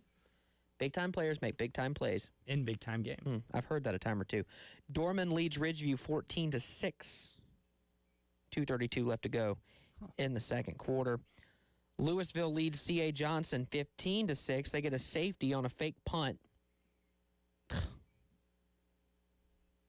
going to read that again. Safety on a fake punt. On a fake punt. You're faking a punt that deep in your own territory? Down 13-6. Why? Screenplay goes nowhere for Dutch Fork. Burning a last time out is Tom Knotts. 3rd and 11 coming up from the Burns 37. A fake punt that deep into your own territory. Why? I'm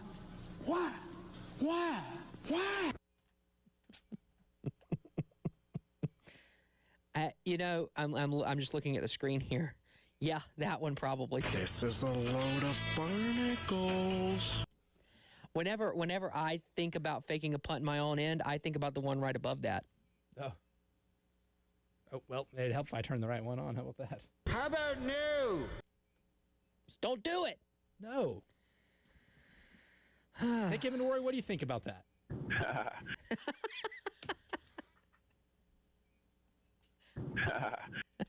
That's eerily similar to the Kawhi Leonard. just with less length. Have you seen John Rothstein's new tweet from Mark Pope? No.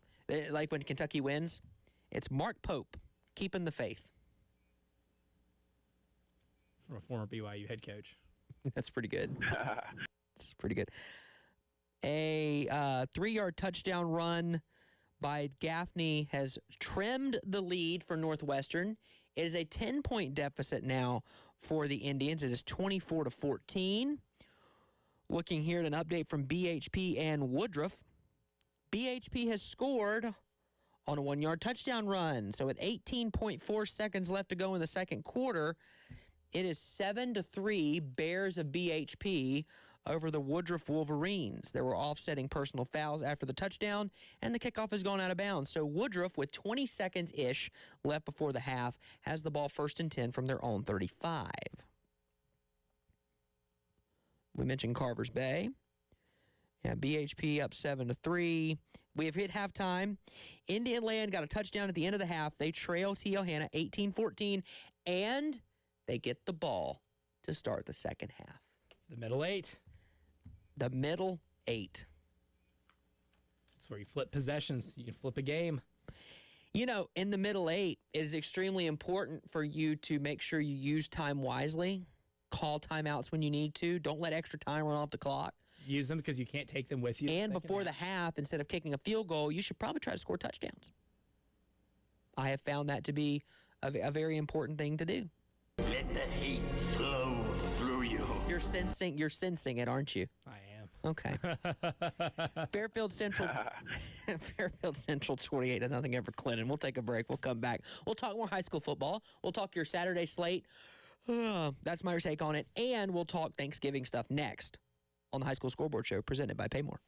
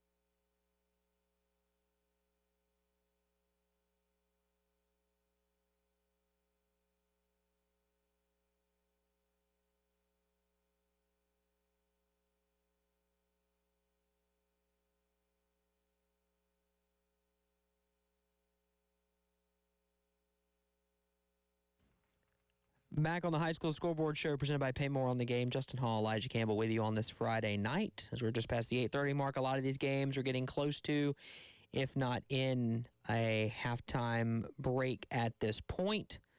We're monitoring all these. I want to mention that Indian Land does get the ball first to start the second half, down by 4. South Florence is up on North Augusta 21-7 at last check. Gray Collegiate now goes up 28-14 after a touchdown on a 3rd and 12. Newberry trails Loris 23-7 with a minute to go in the first half. Long drive from Newberry gets the score, but guess who gets the ball first to start the second half? Loris. Kendaris Bailey, 2 yards out for the score. Gaffney trailing by 10, 24-14. Ugh. We mentioned this one, 40-7. Is Northwood over Heathwood. That'll do, Donkey. That'll do. That one's over. Oceanside Collegiate over Dillon, 28-0. Oof. Louisville. Doing that to Dillon is just insanity. That's nuts. Back-to-back state championships coming? Yeah, I think so. Louisville 22, C.A. Johnson 6. Fairfield Central just putting it to them. Irmo leads White Knoll 14-0 at the half. A lot of mistakes by White Knoll. To only be down by 2 possessions is kind of impressive. Yeah, White Knoll got the ball first to start the game, didn't they? It did. No, Irmo did. Okay. Well, I mean, this is a really big possession to come out of the half, and Need points. You got not just points. You got to get in the end zone. I'd agree, but with the way that Irmo defense is playing, I think you just got to get points. You got to get pressure on them somewhere. These teams are playing, and if they win tonight, then they're practicing on Thanksgiving next Thursday morning. They'll be practicing on Thanksgiving. I'll run my typical little in neighborhood. I don't do the big turkey trot runs that other people do because I don't want to see other people. I'll just do my own. It allows me a little bit more room, metaphorically and literally, when it comes to the table and what I eat. I saw Phillips and Ford running a poll the other day. I didn't get a chance to vote in it. Start bench cut, which I'm really glad you guys started doing when you guys were together. I think it's great. Fun exercise. Fun exercise. It makes you think. The Thanksgiving sides one was a difficult one for me. What do they have for the sides today? Dressing. Okay. Which everyone understands what I'm saying when I say dressing. Yes. Right? No Yes. one stuffs a bird. Stop it. No. And I've never even seen a stuffed bird. I haven't either. And the thing in the pan is not stuffing. Okay? Take that, Yuva. Green bean casserole and sweet potato casserole were their 3 sides. Start bench cut. Start bench drop. Dressing, green bean casserole. I'm starting dressing. Yeah, starting. I'm benching green bean casserole. Yep. And I'm dropping sweet potato casserole. I don't need that junk. We got the exact same list. That's actually a pretty easy one for me. I felt like it was for me too. I mean, at Thanksgiving, I'm not a big ham guy at Thanksgiving either. I'm just not a big ham guy in general. Ham is meant for Easter and Christmas, honestly. I like a good ham. Like, if it's a good ham, if it's a shredded ham, I'm all there. Yeah. Still just not a that's fair. I'm not a big turkey guy, if you want to be honest. I don't know why I'm not. I've never had ham where I'm like, oh, this is really good ham. Yeah, exactly. Like, I'm going out of my way to get more of it. And I know people that make it really well. It's just never been my thing. I'm the same with turkey. Somebody at the family one on Black Friday does a jalapeno turkey. Adventurous. A new local brine maker. I'll put it that way. It's local. It's all South Carolina grown. Has made a sweet tea brine for turkeys and pork. Sweet tea brine. You brine your turkey with this sweet tea brine. I'd be interested to try it. I'll try anything. Yeah. But I'm not going back for more turkey. I'm going back for more of the sides. Does that make sense? Yeah. I'm not going back for more turkey. No. I'm going back for sides. I'm going back for mac and cheese. I'm going back for hash brown casserole. I love the aesthetic, and I'll give this to you. You're on your second plate, and you're typically, it depends on when you eat, I suppose. But like for this coming Black Friday, if I remember the game schedule right, your second plate would be about the third quarter of the Egg Bowl. Yes. And you know that tomorrow you're finding out that Lane Kiffin's chomping down in Gainesville, right? But you're on your second plate, and you know that later on you're going to get the third and fourth quarter of Georgia Tech, good, clean, old-fashioned hate with a turkey sandwich. Oh, man. The leftover turkey. I'm putting you in a spot, aren't I? Yeah. You know what I'm talking. That's why Thanksgiving singularly is the best holiday. Christmas is the best season. Yes. I love the lights are already up on every tree but the one in front of the State House. That'll be up on Sunday. We don't light it until the governor says, now you can turn it on. Anyway, but I love the lights. I love all that. Thanksgiving's the best day. Yeah. Period. I'm cool with that. The best 24-hour stretch. Yeah, for me it's like 48, which is really fun. Because Black Friday's an extension of it. Black Friday's an extension, and then you usually have some leftovers on Saturday, and the game's at noon. So, for the second year in a row. It's going to be fun. Third year in a row. No, second year in a row, third time in 4 years. It was a nooner last year in Clemson. And it was noon in Clemson the time before. Yep. But it was a night kick when it was, what was that final score? 13-7? 16-7, that's right. Luke Doty scoring the only touchdown for South Carolina. The only offensive touchdown scored in that game was scored by, you guessed it, South Carolina Gamecock lifer, Luke Doty. Clemson has beaten West Virginia 68-67 on the hardwood, for what it's worth. How about this? Dutch Fork, 40-yard field goal attempt, 4 seconds left in the half. They kick this field goal here, it becomes a 2-possession ball game. They missed it. It's no good. So we go to the half. Burns trailing Dutch Fork 7-0. But with all the difficulties they're having on the offensive side of the football, they are still hanging around against the Silver Foxes of Dutch Fork right now. And we see if they can get some offense going because they need to. Well, that's the big question. I mean, can you get yourself back in it with a score? Gaffney has called a timeout. They face 3rd and 13 at their own 25, 2:45 to go in the first half. Halftime at Carolina Forest, the Panthers lead Summerville 21-14. Okay, it was 21-7. Yep. Fighting Preston Thorns, get themselves within a touchdown. Now, South Florence, that game with North Augusta is officially at halftime. We just got a call. 21-7. Okay. Carolina Forest gets the ball first to start the second half. Ooh, big first possession. If you're Carolina Forest, you need to punctuate it. Pump it back to a 2-possession ball game. You can't have that. Make them play catch-up. Looking for a few more here. Bamberg Earhart 21-8 over Carver's Bay. Yeah, that one's at half officially. Yeah, 28-14. Still showing that one. Great Collegiate and Hilton Head. Dorman leads 21-6 over Ridgeview. Ooh. They've scored 21 unanswered. Ridgeview's defense has been good enough all year. It's a tall task for their offense to come back, but I think they can do it. I think that's a capability for Ridgeview, but doing that against Dorman's going to be tough. Dutch Fork's 40-yard field goal at the end of the first half. It was looking good, and it just twisted and turned just outside the left upright. So it's 7-0 Dutch Fork over Burns. Rebels get the ball first to start the second half. Again, must score. Yeah. I feel like you survived that first half. Yeah. That's probably where you feel like we survived. You couldn't get to the halftime locker room fast enough in that scenario. I mean, Dutch Fork was in Burns territory a lot in the first half. A lot. And you survived it. You're able to hang on.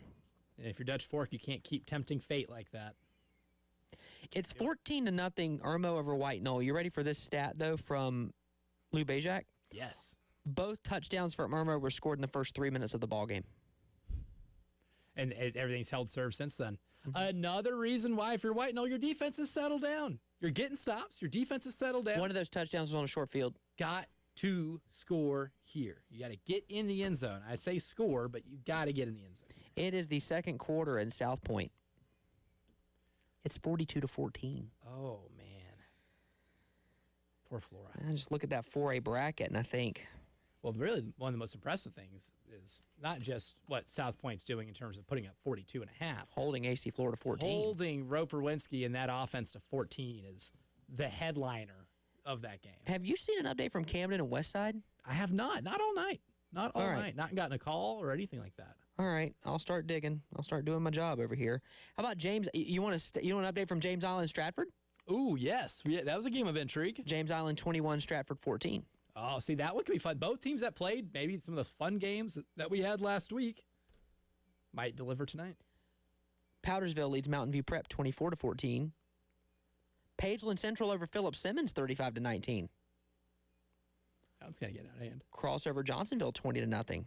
HKT trails Lamar 31-8. Ugh. Oh, man. It might be the end of the road. Sorry, Roger. Wow. ScoreStream does not have that game. That's wild. They've got Berkeley leading Myrtle Beach 34-7. I mean, I don't see why that'd be like completely incorrect, but I'm surprised that Berkeley's dropping the hammer on Myrtle Beach like that. No kidding. Stags. Fighting for Getting his after it. steerings. Yeah. He's not kidding. It is 31-21. Northwestern over Gaffney. Kendaris Bailey 30 yards out. Still 57 seconds to go in the first half. Score on that one again? 31-21. 31-21. Northwestern. It was 24-7. It was, and if you're, I mean, which means if he hits that field goal, I mean, that means it was a 7-point game. So Gaffney getting it to a 7-point game is an accomplishment on its own. Loris leads Newberry 30-14. 30-14. Yeah. It was 30-7. I mean, Newberry's been good enough this year. They've trailed at the half in every game so far in the playoffs. And they've Counting won. this one. So, I mean, we can't put that one in even in pencil yet. We got to see how the third quarter goes. We do. Let's see here. We got Lamar. Man, I really cannot find an update on that ball game. Got to get our shovels out. Got to start digging. I really got to start doing my homework here to see if I can find something. We'll do that during this timeout. We'll take a break. We'll come back, wrap up hour number 2 of the program next on The Game.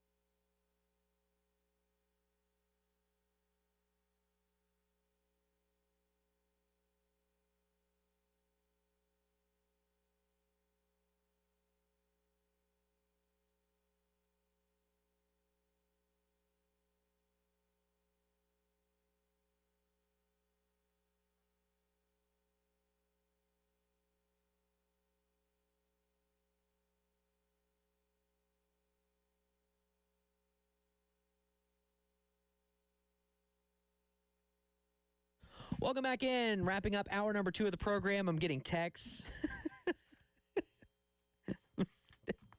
What's going on with Fairfield Central? and Loris. What's happening? It's a wild Friday night. I mean, I don't know. The scores are shocking. The storylines that are developing are quite sensational. Loris was up 23-7 on Newberry. They scored in 2 plays to make it 30-7. And since then, Newberry has scored again to make it 30-14. 10 seconds left. 4 touchdowns have been scored in the second quarter between the two teams. Beg your pardon? 4 touchdowns combined. Getting between wacky. the two teams. It's like Texas A&M in the third quarter. But by themselves. I will never, ever get over it. Nor should you. Nor should you. Sorry, I will never get over As it. embarrassing of a loss as you could have. I paid money to this school. And look at me. Look at me. I'm the idiot. And you I'm know still what? wearing the You're hat. still wearing the hat. They got you right where they want you. You're still crawling back. Yeah. There's nothing you can do about it. 5 touchdown passes for Kevin Johnson, 41 yards, Wow. and Northwood Academy leads 47-7, 1 minute into the second half. Great former point guard for the Phoenix Suns, Kevin Johnson. I can't believe he still has eligibility to play in the South Carolina High School League. Crazy. Sorry, the South Carolina Independent Schools Association, because it's SCISA. Yeah, and how does he do that while also being on the call for every Phoenix Suns game? They playing tonight? NBA Cup, I think so. Yeah, probably. Some people can't be in 2 places at once. Kevin Johnson, one of them. Lamar 31, HKT 8. Halftime in Northwestern, it is a 10-point ball game. 31-21, Trojans lead the Indians. Gaffney's got them right where they want them.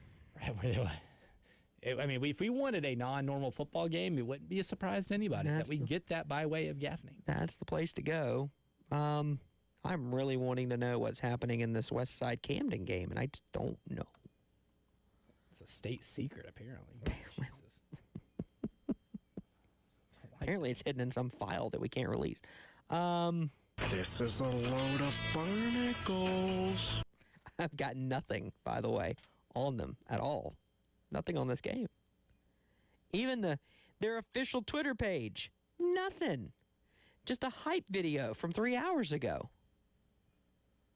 which tells me things could be going south there. Is this one of the things where if they told us, they'd have to kill us? Is this like the whole Lane Kiffin after the Egg Bowl thing? By the way, it's the half in South Point. South Point leads 49-14. 1 minute to go until the half. Down in Berkeley, the Stags lead Myrtle Beach 41-7. Now they're pouring Holy moly, Berkeley is good. It's like Chris Deering's playing for him again. Right. Turning back the clock. How many yards does Chris have? Checking. I'll effort. Efforting that information. Strom Thurmond leads over Chester 24-0. Oh, 4:29 to go. 4:29 to go in the third quarter. The Fighting Devon Downies might be at the end of the road too. When you look in the pantheon, you mentioned the name, so I've got to ask. When you look in the pantheon of Gamecock sports, and I think I have a deeper look into this just by way of being a fan for tomorrow mark 31 years. Happy early birthday. Thank you. I wasn't fishing for that. It's just been a really long 31 years. A very, very long 31 years. I've endured 2. And they're only getting longer. I wasn't even in kindergarten yet, and I had endured 2 tournament collapses in basketball. Thanks, Coppin State and Richmond. Your memories of those are? Few. Thankfully, you're not old enough to get to comprehend. It was 10. I was born 10 years after Navy in football. Let's see. The push-off in 2000. Yep, you're old enough for that. Which is in a Clemson hype video. It will be forever. The 2001 Florida loss, the blackout here. Cost you a chance the SEC title game. 2003, 63-17. This is just football at this point. 2004 fight. 2005, you're up big against Georgia, you lose. 2006 in the swamp. Brandon Spikes blocks a field goal from Ryan Suckup. No eyes were gouged out in the making of that game. No. Probably should have Spikes in the game. Probably should have been suspended for that game. Yeah, should have been. To this day, still believe should have been. 2007, ranked number 6 in the country. You're 5-1, 6-1. You're 5-0, 6-0. No, you're 6-1, and you lose your last 5 games and choose not to go to a bowl game. You weren't taken to a bowl game because of some weird tiebreaker, and you lose to Clemson on a last-second field goal here in Columbia. 2008, Dabo Swinney beats you in the last game of the season and carried off on shoulders. He becomes the head coach shortly after full-time. Turned out pretty well for him. 2009 Peach Bowl. No, Papa John's Bowl. Oh, it's the whole PapaJohns.com bowl. Yes, sorry, PapaJohns.com bowl. PapaJohns.com. It was specifically for the website of Papa John's. I haven't mentioned the heartbreak in college baseball to that point. Oh, which plenty of. Lafayette, early 2000s. Louisiana Lafayette, early 2000s. That's just in the supers. You go to the Texas CWS when it was just a one-game winner-take-all. The next year they moved to a 3-game, and you lose to Cal State Fullerton. Then you don't go back until 2010. Then 2010, 2011, 2012 were really fun. Then in football, 2014. Tennessee, I'm not even. Hold on. 2010 Florida State. 2010 Florida State Peach Bowl. 2011 Marcus Lattimore injury at Mississippi State. Yeah. 2012 trip to Florida when Connor's sick, you get bludgeoned by a Muschamp team. 2013 Marquez North. Yep. And that night I said South Carolina won't sniff the SEC championship game for another decade at least. Here we sit. Correctamundo. 2014 blown lead to Missouri, blown lead to Kentucky, blown lead multi-scores, blown lead to Tennessee. Pharaoh Cooper had like 3,000 yards receiving that night. 2015, Steve quits. 2016 to 2020, Will Muschamp. Also mix in there 2015, you won like 25 games and they left you out of the tournament. Yep, I remember that. The Final Four run was great. Rewarding. Then basketball after that. Blech. Baseball since 2013. Blech. But to that point, Devin Downey in your pantheon of Gamecocks. I'm putting him up there, my friend. Maybe my favorite. Sindarius, if we're talking basketball, Ronaldo Balkman's up there too. Just a freak.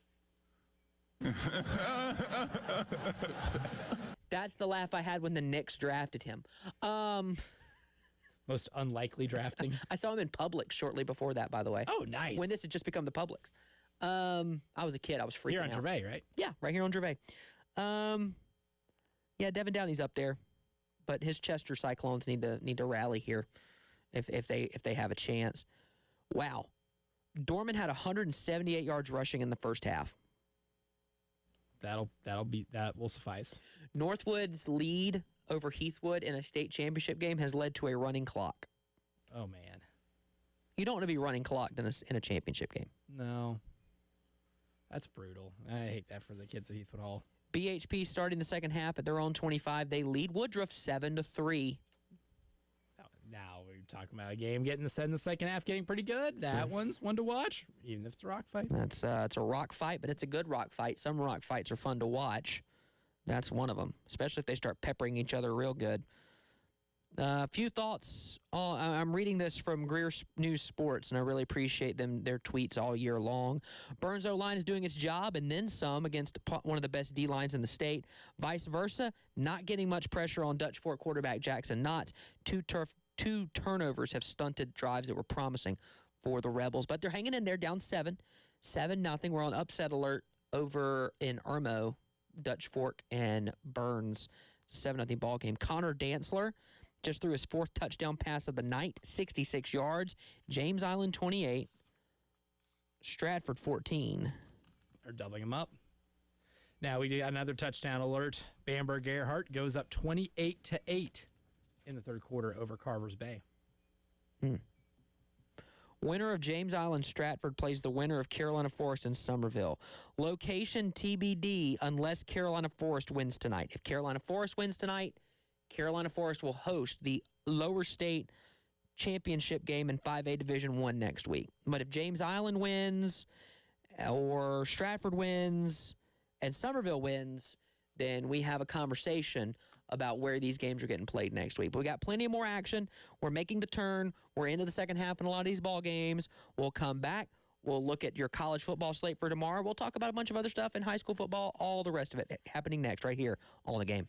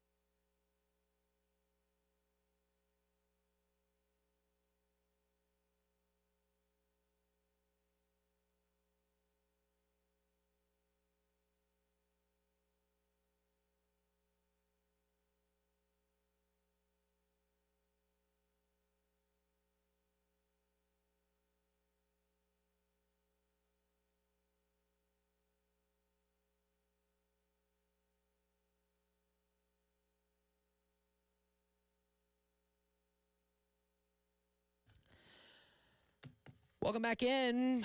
Hour number 3 of the program. Justin Hall, Elijah Campbell with you on a Friday night. Ahead of a big weekend. Got some great NFL action this weekend. Got some college football. Because this is the week where everyone just looks at the SEC and says, see, they don't play anybody. That's because they don't pay attention to weeks 1 through 11. It is lame, though, we do this collectively. Like we can't space this out any. Do you want to play one of these in week 7? Do you want to play one of them at the end of the year when you're already kind of banged up and you have to go out there and just go through the motions? Yeah, because I got a big-time rivalry game next week. I mean, if you're Alabama, you're a little nicked up. You want to risk getting a player hurt against getting Connor Shaw Wofforded. Thanks, man. Appreciate it. You missed that when going through everything else. I did. But it's not a big deal because Dylan Thompson did what he does. Yeah, Dylan Thompson went up to Tigertown and said, don't matter. 3rd and 21? Was 3rd and 21? It wasn't 3rd and 16. 3rd and 16 was last year. Several months ago before the season started. Because you were just bored. And we were doing a backup quarterback themed show. So I think I remember that one. Yeah. Dylan Thompson's the greatest backup quarterback in school history. I like that. I mean, who would be second? Will Norris? No. But he didn't get backup minutes. Yeah. Right. Like somebody who actually had to be like thrusted into action. Ryan Helinski doesn't count. I wouldn't put him up there. So see, Dylan had multiple. I can't count 24. I can't count 2014, but I can tell you Clemson. Yep. And the bowl game against Michigan. Certainly. Where John Gruden said they were like tag team wrestlers. I can't count the entire 2014 season where Dylan had arguably the best season a quarterback ever had here. It's just unfortunate his defense couldn't stop a nosebleed. By the way, my sources tell me the last time they saw it, it was 21-13 West Side over Camden. Okay, we got a score. I've got a score. Because I said, hey, 34 points into the game. My text literally said, hey, have you seen a Hammond score? Or have you seen a Camden score? He said, no, what's the score? I said, I just haven't seen one. The last time I saw it was 21-13. They were thinking you knew. Yeah, no, I have no idea, Steve. All right, let's go back to the phones. We're in running clock territory, which is never fun in the state championship game. Kale back with us. I would ask you what's going on, Kale, but it's Northwood Academy a lot, Heathwood not. Yeah, I mean, basically that's pretty much right. And you know what's crazy? The crazy thing is Northwood has not taken out their starters yet. Do you have a problem with that? I don't have a problem with it. And again, this is just what I heard. So take this with a grain of salt. But I heard the reason that the starters are in is because there was a lot of animosity between these two teams during the week.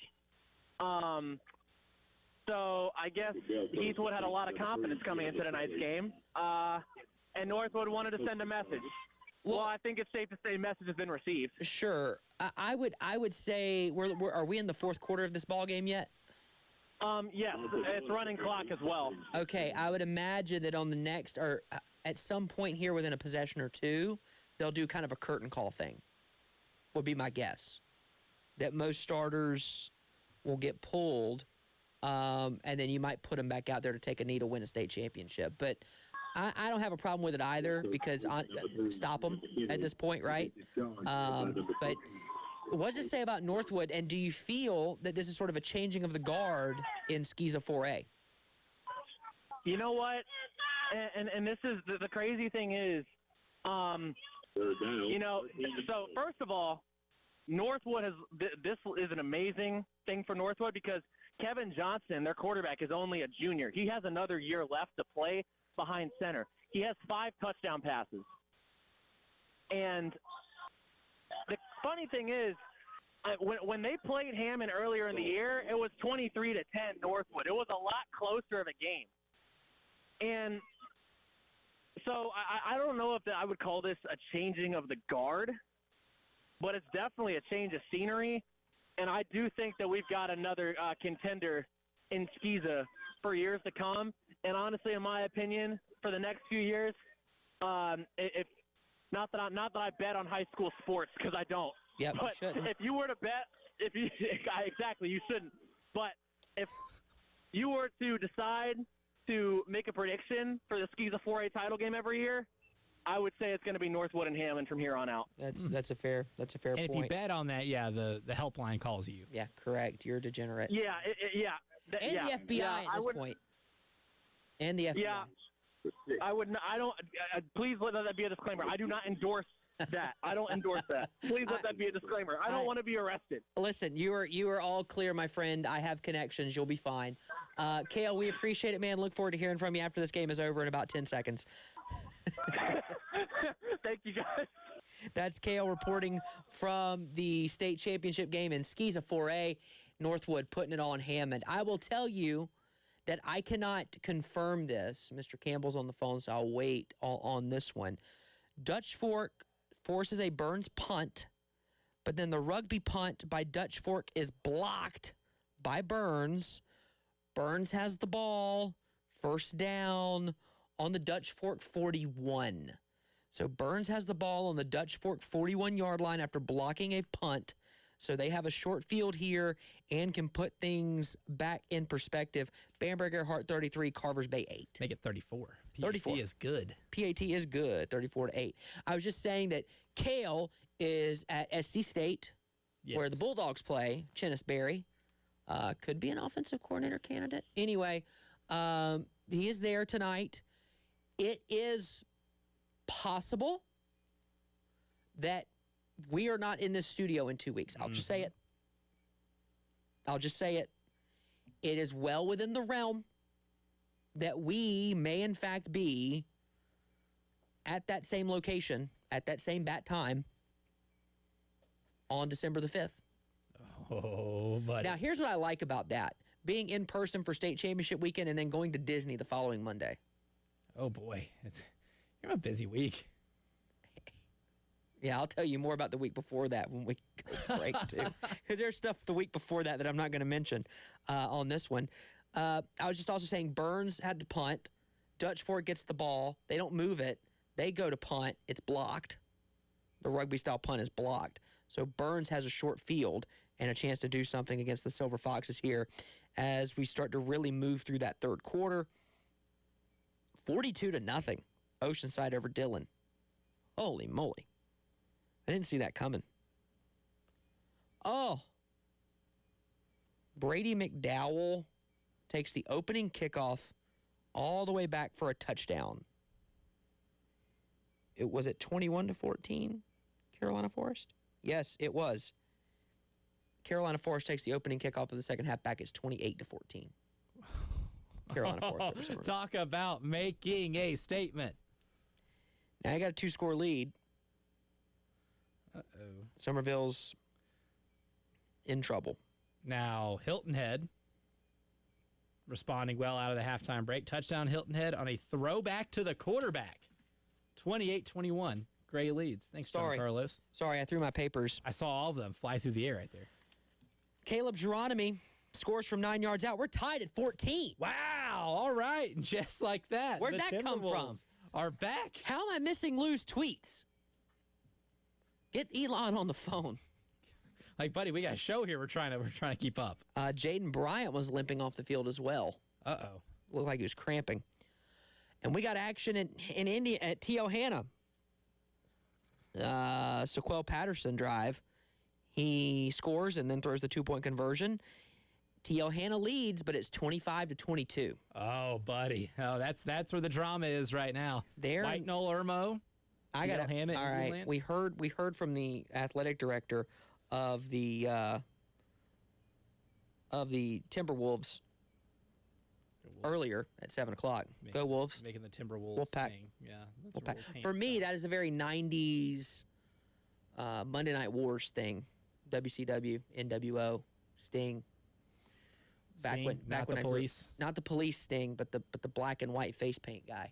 Sick face paint. Who freaks me out when I marry my wife and come to find out her aunt lived 2 doors down from him. And went to parties at his house and hung out with him. And there are pictures. And I'm like, what? With Sting. With Sting. Wrestler. What? And Lex Luger and Guys who, when I was 5, were bigger than life. Where was she living? In Atlanta. Atlanta. Okay, well, I mean, that makes sense. Or somewhere in Georgia. I think Atlanta. Most of the family at that point lived in Augusta or Atlanta, so I think she was in Atlanta. I mean, that was where Turner, right? Yeah, I mean, it makes sense. Makes sense, right? Put that connection together. Looking here, Dutch Fork is facing 3rd and 15 at their own 10. They forced a stop of Burns. Burns cannot do anything offensively. 7 points might be enough, y'all. That's what's going to keep them from winning the game. I mean, Dutch Fork's going to win this thing. Burns blocks the punt, and then this is their. Tell me if this sounds familiar, Mr. Campbell. This is the drive. -1 yard run, 1 yard run, incomplete pass. Run, pass, punt with the 2 runs totaling 0 net yards. Is Mike Shula calling play? I mean, you probably got a job somewhere. Why? He signed a 3-year contract and got fired 9 games in. Why would you go coach somewhere else? I want to coach football on the beach somewhere. Literally. I've been fired enough times in my life. By the way, then Jackson Knott scrambles around, and on 3rd and 15, he gains 17. Does that also sound familiar? Too much. Look, oh my good night. This video from Mark tells you all you need to know. Just reposted it. He tagged you in it. You can see it. Great day. That's a gamer-type play. Kind of makes up for the whole fumble on the goal line. Somerville has scored. It's 28-21. Back and forth. Let me find this play here that Marcus has tagged us in. Yeah, it's a pretty interesting offensive sequence. So Jackson Knotts gets back there. He's got nowhere to go. A nice clean pocket, though, so he scrambles. Then he reverses field. And he says, you know what? Beep, beep, beep. Backs and then cuts upfield. Cuts upfield, and he gets that first down by like 3 or 4 yards. Then he lowers the shoulder. I mean, he got it by a little bit. Make an athletic move. That's very, very impressive stuff. Oh, my gosh. Northwood leads 61-7. Oh, boy. Now this is getting inhumane. With 3 minutes to go in the game. Ugh. Just ugh. You're a monster. You need to have the Simpsons one. Stop. He's already dead. Louisville leads C.A. Johnson 61-7. And I think when I threw my papers, I lost my pen. I have to find that because it's time to start penciling people in to a final move in the brackets here. Tommy Castellanos trying to do it all by his dang self. He picks up around 5 on 1st and 10. Florida State trails NC State 7-3 in a battle of 5 and 5s. Somebody has to win this game because that's how football works. South Florence leads North Augusta 35-7. It was 7-6. Just got that call in. It was 7-6. It's the South Florence effect. Did the defensive pass interference turn the game? No, I don't think it turned the game because he still had plenty of opportunities after that. Northwestern scores 38-21 over Gaffney. Now there's starting to be some separation there. 8 minutes to go in the third. Kind of contrary to our prediction, get a little more normal. Charleston Southern went on the road and beat ECU tonight in basketball, 77-65. Good win for them. One day East Carolina's going to care about men's basketball one day. It's basketball or bust up there. Or baseball or bust. 42-0 Oceanside Collegiate over Dillon going to the 4th. Now that one's Is that the surprising result of the night? Yeah, Oceanside Collegiate. You're a monster. Oh, my word. Caleb Geronimi has an interception, and the Timberwolves have it at the Irmo 27, and they've got all the momentum. All the momentum. Uncle Mo has shifted to the White Knoll sideline. He can't make up his mind. 2 minutes into the third quarter, Loris has scored another Moon Gerald pass. No relation to Moon River. No. The Loris offense, their stock is going to the moon, thanks to Moon Gerald. 2 minutes in, they score again. It's 37-14. See what you did there. Thank you. I was really hoping for the Nicky laugh. Honestly, at this point, that's really what I'm shooting for is more of this. How does this drive chart sound? Does it sound familiar for Carolina Forest after giving up a score to make it a 28-21 lead for themselves? Bad snap, loses 19 yards. Delay of game, batted pass. It's 3rd and 34. This sounds like South Carolina at LSU this year. We'll take a break. More of the High School Scoreboard Show coming up on the game.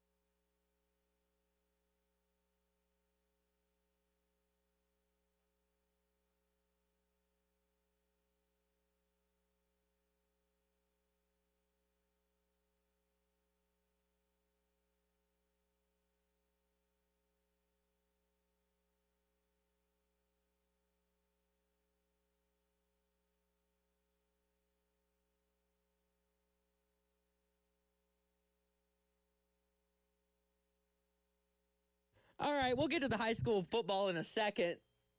I got to let Elijah catch his breath. Justin Hall, Elijah Campbell with you on a Friday night. So it just so happens that Wake Forest and Memphis are playing on CBS Sports Network right now. Hoops. And Wake Forest hit 2 on the 1-and-1 to make Memphis it a... Did. Wake Forest hit 2 on the 1-and-1. Wake Forest hit 2 on the 1-and-1 to tie the ball game at 64. And on the ensuing possession, Memphis just right down the floor. Wake fouls them on the on the layup with 1.5 to go. The kid hits both. Now, I argue that he probably should have missed intentionally on the second one to force a heave instead of an inbounds play. He didn't. He hits both. No timeouts for Wake Forest, so they can't draw this up. So Steve Forbes, the head coach for Wake Forest, is shouting a play out. Uh-huh. Wake Forest inbounds with a heave down the court, and I think the ball gets basically to the top of the key. At that moment, whoever gets it at the top of the key, because I don't know anybody on Wake Forest team, he gets it, he shovels it immediately to his left. Kid catches and pops a three and bangs it at the buzzer. I mean, just rips it. That would be, former Purdue forward Miles Colvin with the game winner. To which, if you were, you might have seen us actually on the stream because we didn't go back and watch our reaction. Oh, we just went nuts. I'm not a big Wake Forest guy, but I think we had just said probably 2 minutes before that we really want Wake Forest to be good. Yeah. Wake Forest should be good at basketball. I love the Wake Forest basketball program. Can't help it. Yeah, when you got legends like Tim Duncan and Dave Odom. Yeah. Chris Paul. Famed LA Laker Chris Paul. Al-Farouq Aminu. I mean, Ralph Sampson. No, that was Virginia. You should be good. You should be good at basketball. I'll put it that way. There's the vision of Mike Norvell I'll remember forever. Hands in the air, down 7-3.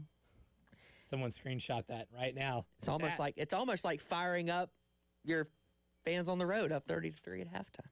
But hey, just remember, no one went into that locker room thinking the game had been won. No one. Allegedly. Let the hate flow through you. I mean, I just got problems with a lot of it going on. Just I do. Let's see here. End of the third quarter. God, I can't believe that shot. That's nuts. I have a Fairfield Central score. I don't have a Clinton score because I think it's 35-0. 2A is going to have a new state champion this year. Mm-hmm. And we're going to get Fairfield Central and Strom Thurmond in the peach fields next week. Get ready. Showdown. Amongst the peach trees. It's still 14-14. White Knoll, Wake Forest. White Knoll went for a field goal, but got called for a delay of game, so they had to attempt a 44-yard field goal, and he missed it short. And all Irmo does is just right down the field, and they are closing in on a touchdown to take a 21-14 lead over White Knoll right now. It is 31-8, Strom Thurmond over Chester with 3 minutes to go in the ball game. It is 45-21, Northwestern over Gaffney. 5 minutes to go in the third quarter. That'll do, Donkey. That'll do. Dre Dobson had a touchdown pass that was called back for an illegal man downfield. Dorman's got the ball at their own 32. They're up big. Dutch Fork up 14-0 on Burns with 2 minutes left in the third quarter. And that one, usually we don't look at 14-0 games and say it's over because, I mean, we just saw what happened in White Knoll and Irmo earlier with them erasing a 14-point deficit. But the way Burns is just not able to move the ball against that Dutch Fork defense feels inevitable. Yeah, not inspiring a lot of confidence. Yeah, feels for me. inevitable. By the way, South Carolina is leading Coastal in hockey 5-1 after one period. Time to pull the goalie. Bamberg Earhart 34, Carvers Bay 14. 11 minutes to go in that ball game. 34-14, right? I haven't got to update Carver's base score on here a lot, but don't foresee them getting back into this one. Rebels go 3 and out again. Nope, that's not going to do. I think that one. At some point, you probably should start just going for it. Green Wave back in it. It's 28-21. They're in Carolina Forest. 28-21, they have the ball. Do we know if I think they have the ball back, yeah. Well, they have a chance. Louisville leads C.A. Johnson 35-6. The Aiden Gibson year might be over for Woodruff. It is 20-3 BHP. Oh, BHP, you know me. And down goes another participant for me. This one in 3A. I'm about to lose both participants in the 3A state championship game tonight. Woodruff and Newberry. I want to say I took BHP at the beginning of the year. I want to say I took BHP. I think you did. At the beginning of the year. I changed a lot of mine at the end of the year compared to the beginning. So I'm like, I went for broke. Carolina Forest is forced to punt from their own end zone. So Somerville's getting that ball started, that drive started with the ball at the Carolina Forest 40, down by 7. Aaron Brand pulls out a trick play. It's a reverse to Malik Miller, who then throws it to Jay Eady. 57 seconds remaining in the third. It is 21-14. Irmo Wow, on a trick play. It is. I need to look back at this because Lou just tweeted it out. That's the Steve Spurrier play. You know what I'm talking about? Mm-hmm. You knew Coach Brand's been keeping that up his sleeve for a while. That is the Steve Spurrier play. That is the Connor Shaw touchdown catch in the Capital One Bowl against Wisconsin. And everyone else is celebrating watching that game together, and I'm looking at the screen realizing, oh no, it's almost over. I have a really keen insight into not wanting to feel too much joy when it comes to sports, right? It's like you are so psychologically damaged as a sports fan. That's what it is. Like you Gamecocks, have severe PTSD. The Falcons, and the Braves. Well, the Braves won you a World Series in your lifetime. In 2021, they've won 2 in my lifetime. But do you know what I had to endure to get to 2021? You earned it. 95, I was 11 months old when they won. After that, 96 World Series, 98 World Series, pennant after pennant after pennant after division win after division win after division win. Let's not even get into 2019, Game 5 against the Cardinals, down 11-0 at the middle of the first inning. So mad about that still. I'm not even a Braves fan. How about giving away a 3-1 lead in the 2020 NLCS to the Dern Dodgers? En route to their first one. How about losing the wild card series, the division series after getting the bye to the Phillies, and then doing it again? Early 2000s, Chris Burt game against the Astros. Yeah. How about the worst of them all? A really good Braves year, Chipper's last game, infield fly. When we're in left field, and everyone's mad at Braves fans for throwing stuff on the field, I get it. Terrible. All right, anyway. Started the fourth quarter between Dutch Fork and Burns. Dutch Fork surviving some choppy water, getting continuous pressure on Burns. They've got 2nd and 10 at the Burns 31 to start the fourth quarter. A touchdown here. Well, I would argue this game's already probably well in hand, but a touchdown here puts this game well out of reach for Dutch Fork over Burns tonight. Again, we got some great games here that are moving right along.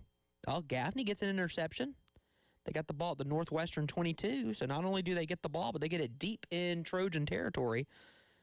Game to keep an eye on there as they try to pull back within something here. Going to the fourth quarter, Irmo leads White Knoll 21-14. Again, going to the fourth quarter. Looking here. Third quarter in Hilton Head, it's 28-21 Gray. 28-21 Gray still. Getting close. Hilton Head got that touchdown. They need to get back in it, but can you get to that 28 mark? Going to be tough. Bamberg Earhart leads Carvers Bay 41-14, 10 minutes to go in the fourth quarter. But Bamberg Earhart moving on. My papers are all out of whack. It's going to be Bamberg Earhart and Cross next week for a lower state championship in 1A. South Point's going to move on. They're up on AC Flora 26, we wish. 56-14. Yeah, that one's not sharp yet. Yeah. And we have a state champion in Skeeza 4A. Northwood Academy defeats Heathwood Hall 61-7. Oh, they almost got TCU Georgia. I was about to say paging TCU in Georgia. And which by the way had a 7-0 lead. Which by the way, that was the last SEC national championship. It is. Because the next year Michigan won it. Mm-hmm. And then Ohio State. And I've been told that means the Big Ten's the best conference in the world. Supposedly. If you have the best team. That's not, come on. Well, because... All right, do we want to revisit Clemson 2016, 2018? Well, in those years, SEC had a participant in the title game. That's true. The I'll give you that. SEC has not participated in the title game. Oh. In the last 2 years. Listen, I'm with you, because I think those two teams were the best two teams at the time. I'm not arguing the validity of their championships. Yeah. I'm not arguing that. Louisville up 42-6 on C.A. Johnson. That game was at one point 13-6. What's that score now? 42-6.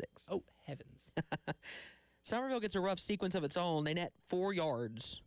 And I got to have it drive. Then they get hit with a 15-yard personal foul penalty. So they are not doing themselves any favors. They try to tie this ball game up against Carolina Forest. Again, they trail 28-21. Loris leads Newberry 44-21. Third quarter, Newberry blocked a punt, scored, and then Loris just returned the kickoff back for a touchdown. Every time Newberry gets close, Loris does something to sweep momentum back. Well, that's how you put a team away when you have a big lead. You eventually just... You understand the other team's going to score because the other team's good. You probably understand when you get to your first big lead in the game that Newberry is a good enough team. They're going to bounce back, and they're going to put some points on the board. What are you going to do about it? Loris said, we're just going to keep scoring and keep them out of reach. Strom Thurmond has defeated Chester, the Fighting Devon Downies, 31-8. So the Rebels are advancing to the 2A Upper State title game. They will take on the Fairfield Central Griffins. I need to find my pen during the break. I got brackets to fill out. Let me find that pen. We'll take a break. We'll come back. More of the High School Scoreboard Show presented by PayMore coming up on the game.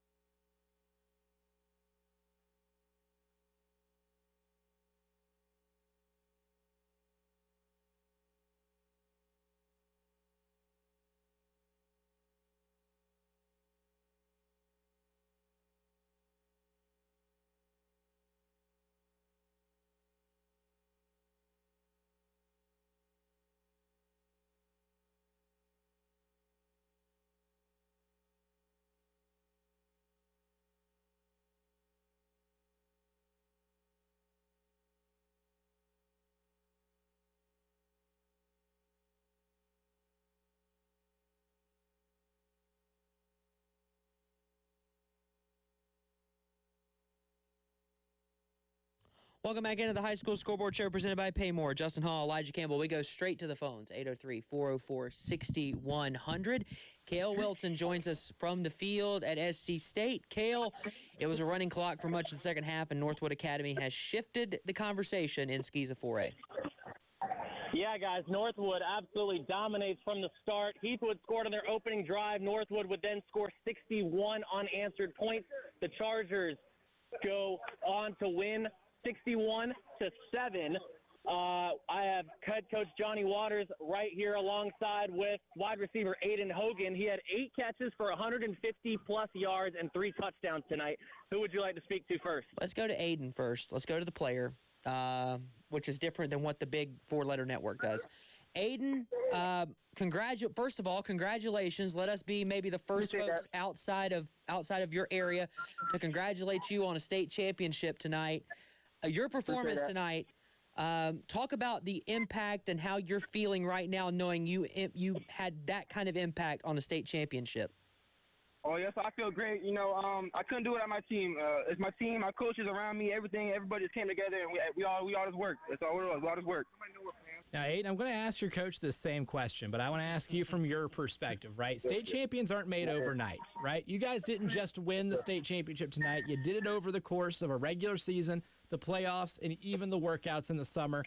What was it like transforming and being part of the transformation of this program to being a state championship level program? Well, yeah, so, I came here my sophomore year. We had 2 tough years, and ever since that, we had to go. We had one goal. My third and senior year, we had one goal, and that was to win state. So we all came out just grinding. We knew we had to do, and we just all got it done. That's all we did. We just got it done. Aiden, congratulations, man. Again, really, congratulations. State championships don't come along very often. Cherish this with your teammates. Go celebrate with them. Have a great night. Stay safe. All right. Yes, I appreciate that. Thank you. Head coach Johnny Waters from the Northwood Academy Chargers joins us. Coach, congratulations. You're a state champion. How does it feel? Oh, man, it's great. Thank you so much. Thank you for having me on. Absolutely. I'm going to let Elijah Campbell ask you this question because I think it's an insightful one and one you're not going to get very often post-game. Yes. I asked Aiden this question, and I prefaced it with, you didn't just win the state championship tonight on November 21st, right? You won it throughout the totality of the season, in preparation for the season. You won it in the summer. You won it in the off-season.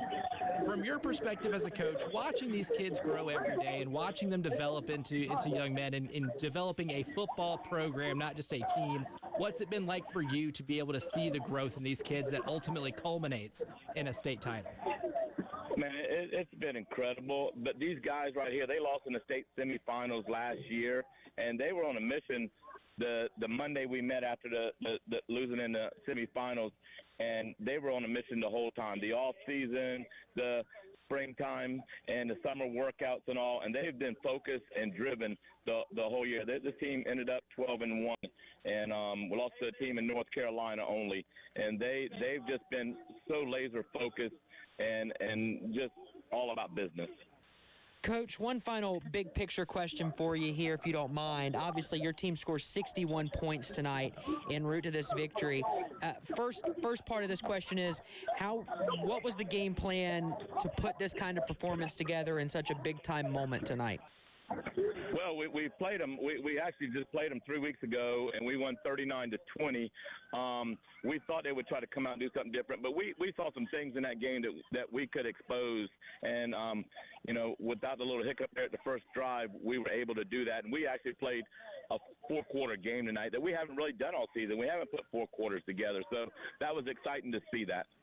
And then one final thing, I've got to ask this because jokingly, I'm the Hammond apologist on this program, having been tied closely to that program for years. Yes. What does this say about Skeeza 4A moving forward? I mean, Hammond's not a participant in this game. They're kind of the elephant in the room when it comes to Skeeza, but you guys went out and put 61 in a state championship game. What does this say about Skeeza 4A going forward now that Northwood Academy has turned the tide on these previous 3 or 4 years before this run? Hammond's a great program, okay? They might have been a little down this year. We played them early in the year. We won 23-10, but they're a great program. I look for Hammond to bounce right back. I'm not too worried about Hammond. Yeah. They are the standard. We like to call them Hammond University. So we feel like we're moving in that direction to where we want to be able to compete with them year in and year out.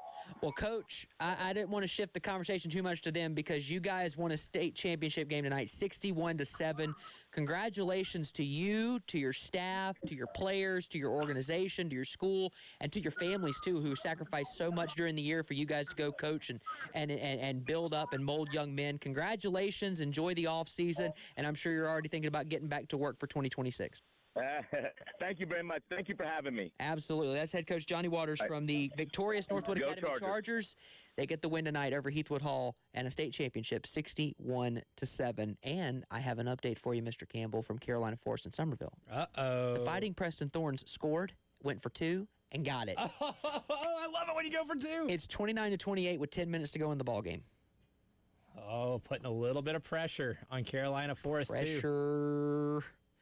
Pressure makes diamonds. Are we on lemon booty warning at Carolina Forest right now? It's their first lead of the night, and they did not hesitate.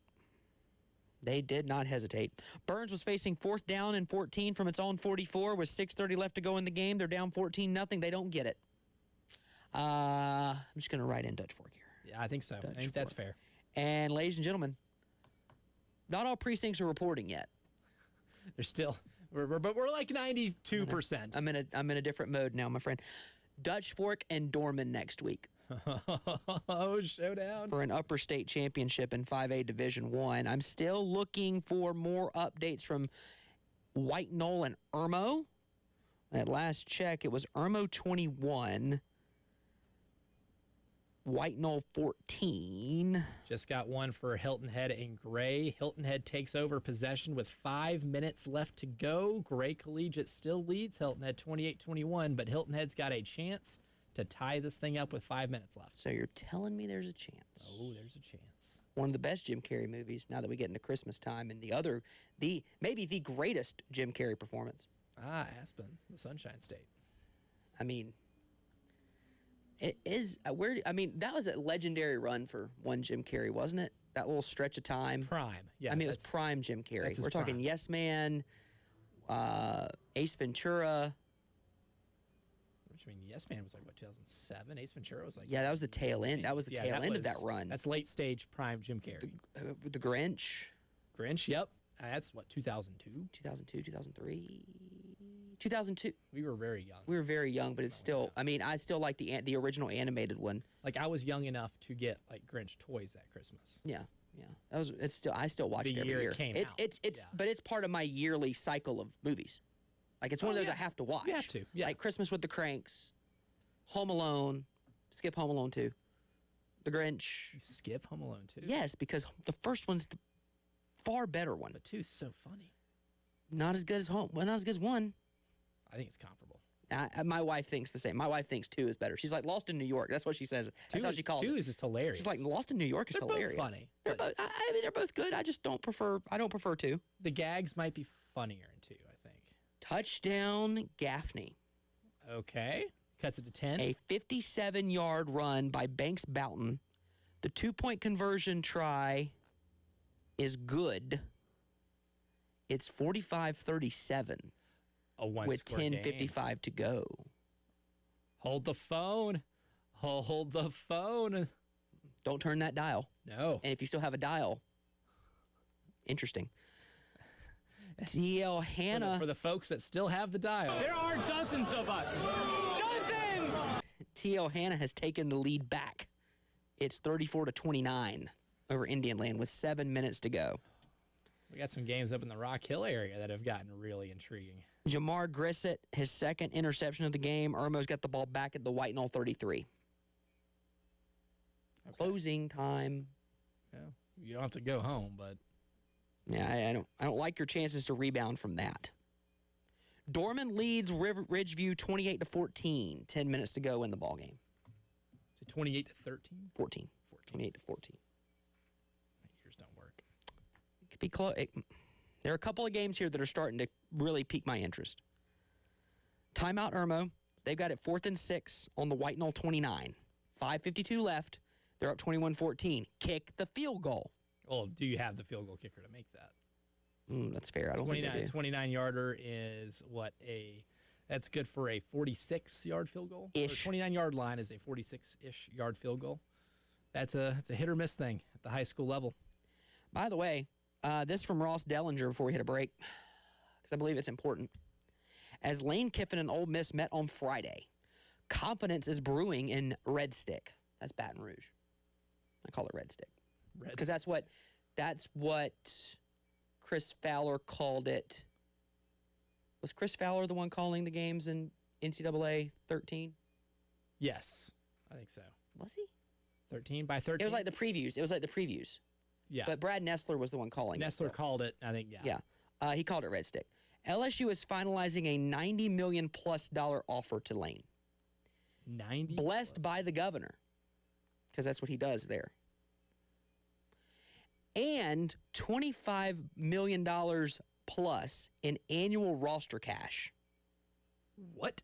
So basically, they're offering him a $115 million deal. Oh, my God. Now, I haven't heard what came came an of oil well or something? What's going on over there? I haven't heard what came out of that lawsuit from Brian Kelly. Yeah, and is he actually fired on paper? But if they fired him and they can prove it's for cause, they don't have to pay him anything. But what's the cause? It's because I hate him. We'll wrap up.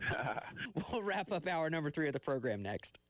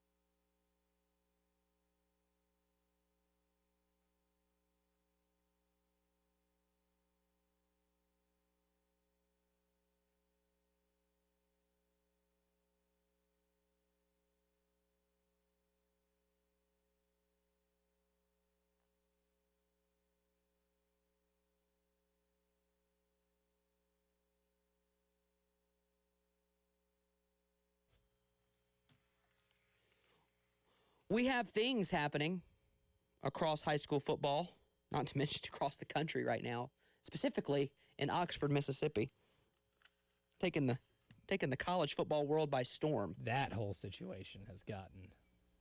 Woo. I mean, we knew it was a matter of time before he left, right? Part of me thought maybe he has changed. Maybe he's not going to just constantly pursue the next best thing. Are you going to stay at... He's been at Ole Miss for how long? 5 years? 6 years? Yeah. COVID. But I think it was there before COVID. Was it 2019? Maybe. 2020. 2020 was his first year, and it was a COVID year. Yep. He's been there for, that's 6 years. 6 years. That's good. If you're a coach, usually. By the way, T.O. Hanna has extended their lead. It's 41-29. Running away with it. Turn out the lights. Berkeley leads Myrtle Beach 61-13. Oh, man. Another 61 spot dropped by a team tonight. This time Berkeley. Louisville defeats C.A. Johnson 42-14. They advance. Thanks, Roger, on the YouTube stream. BHP, 35. What's his 35? 34-3. 34, yes. Yes, 34-3. That's from the South Carolina High School League. To it and look. Yeah, he said 34-3. Thanks, Roger. Rebels, they're done. Another 3 and out, and it's 14-0. Ball game's over. Let's see here. South That'll Florence. do, donkey. That'll do. Another pick 6 for Amari Reeves. This one 83 yards. It's 42-7. South Florence over North Augusta. Speaking of, that'll do. It was 7-6. Not for long. Scores 21-14. Irmo up 4:12 remaining. They got the ball in the White Knoll 5. So they did convert. That 4th down. Ball game? Close to it. Feel like that one's not completely close to it. Oh, we do have some incredibly interesting stuff going down. Hilton Head? Hilton Head and Gray Collegiate. Okay. Touchdown Hilton Head. Game is tied. 1:26 remaining. In the game? In the game. Okay, I would say we're going to overtime, but last week told me that might not happen. Well, last week we thought a game was won with 10 seconds left. Turned out not to be the case. Touchdown Irmo, 28-14, 3 minutes to go. I'm going to just go ahead and write in Irmo. Safe. And Berkeley's up 61-13, so I'm getting an Irmo-Berkeley matchup next week here at WC Hawkins. Oh, buddy. I think I know what game Chris Deering's going to be covering. I have a hunch. I don't have sources. I have a hunch. I have a hunch. We might have a primary source call in later and confirm. Yeah, no source on that one yet, but I have an inkling. Let me do my best, Adam Schefter. Sources are indicating. That's all I got. That's my Adam Schefter. Cross leads 42-14 over Johnsonville. It was 42-7. So Cross is going to a state championship. Congrats, Cross. And they will get Bamberg Earhart in a lower state championship game. Hampton County gets the win over Manning. Hampton County 56. Manning 6. Oh, 50-point win. Good Lord. 56-6. I didn't really hear much about that one throughout the course of the night. I haven't heard anything from a lot of these games, if you want me to be honest. Lamar up big on HKT. Oceanside defeats Dillon 42-0. Good night. Wagon. That's just insanity. An absolute wagon, man. That's insanity. So who are they going to get next? Oceanside gets Loris. Oh, well, good luck, Loris. But Loris also, I mean, they're handling Newberry, which is a result I really didn't foresee. Have you seen a Powdersville Mountain View prep score lately? Not since it was 24-14. It's 45-14 Powdersville. Heavens. Robin Bacon. Let's see. Dorman leads Ridgeview 28-14. James Island is up on Stratford 42-35. Oh. Somerville. That one's been fun. That one's been fun. So much scoring in that game. 29-28 Somerville over Carolina Forest. It is still 45-37 Northwestern over Gaffney, according to my scoreboard. Again, I'd say that on my scoreboard. Citing the source there. That way, if it's wrong, we can't blame you. Gaffney's football history has just updated their Twitter account. That score is no longer the case. Banks Boughton and a 2-point conversion were tied. Oh, no way! 45-all with 7 minutes to go. I told you, Drama. Gaffney had them right where they wanted them, down by 17. We are now on comeback warning. We had comeback watch earlier. This is comeback warning. Remember when I told you that Amari Reeves had another pick 6 for his second pick 6 of the night to make it 42-7? He just had a scoop and score.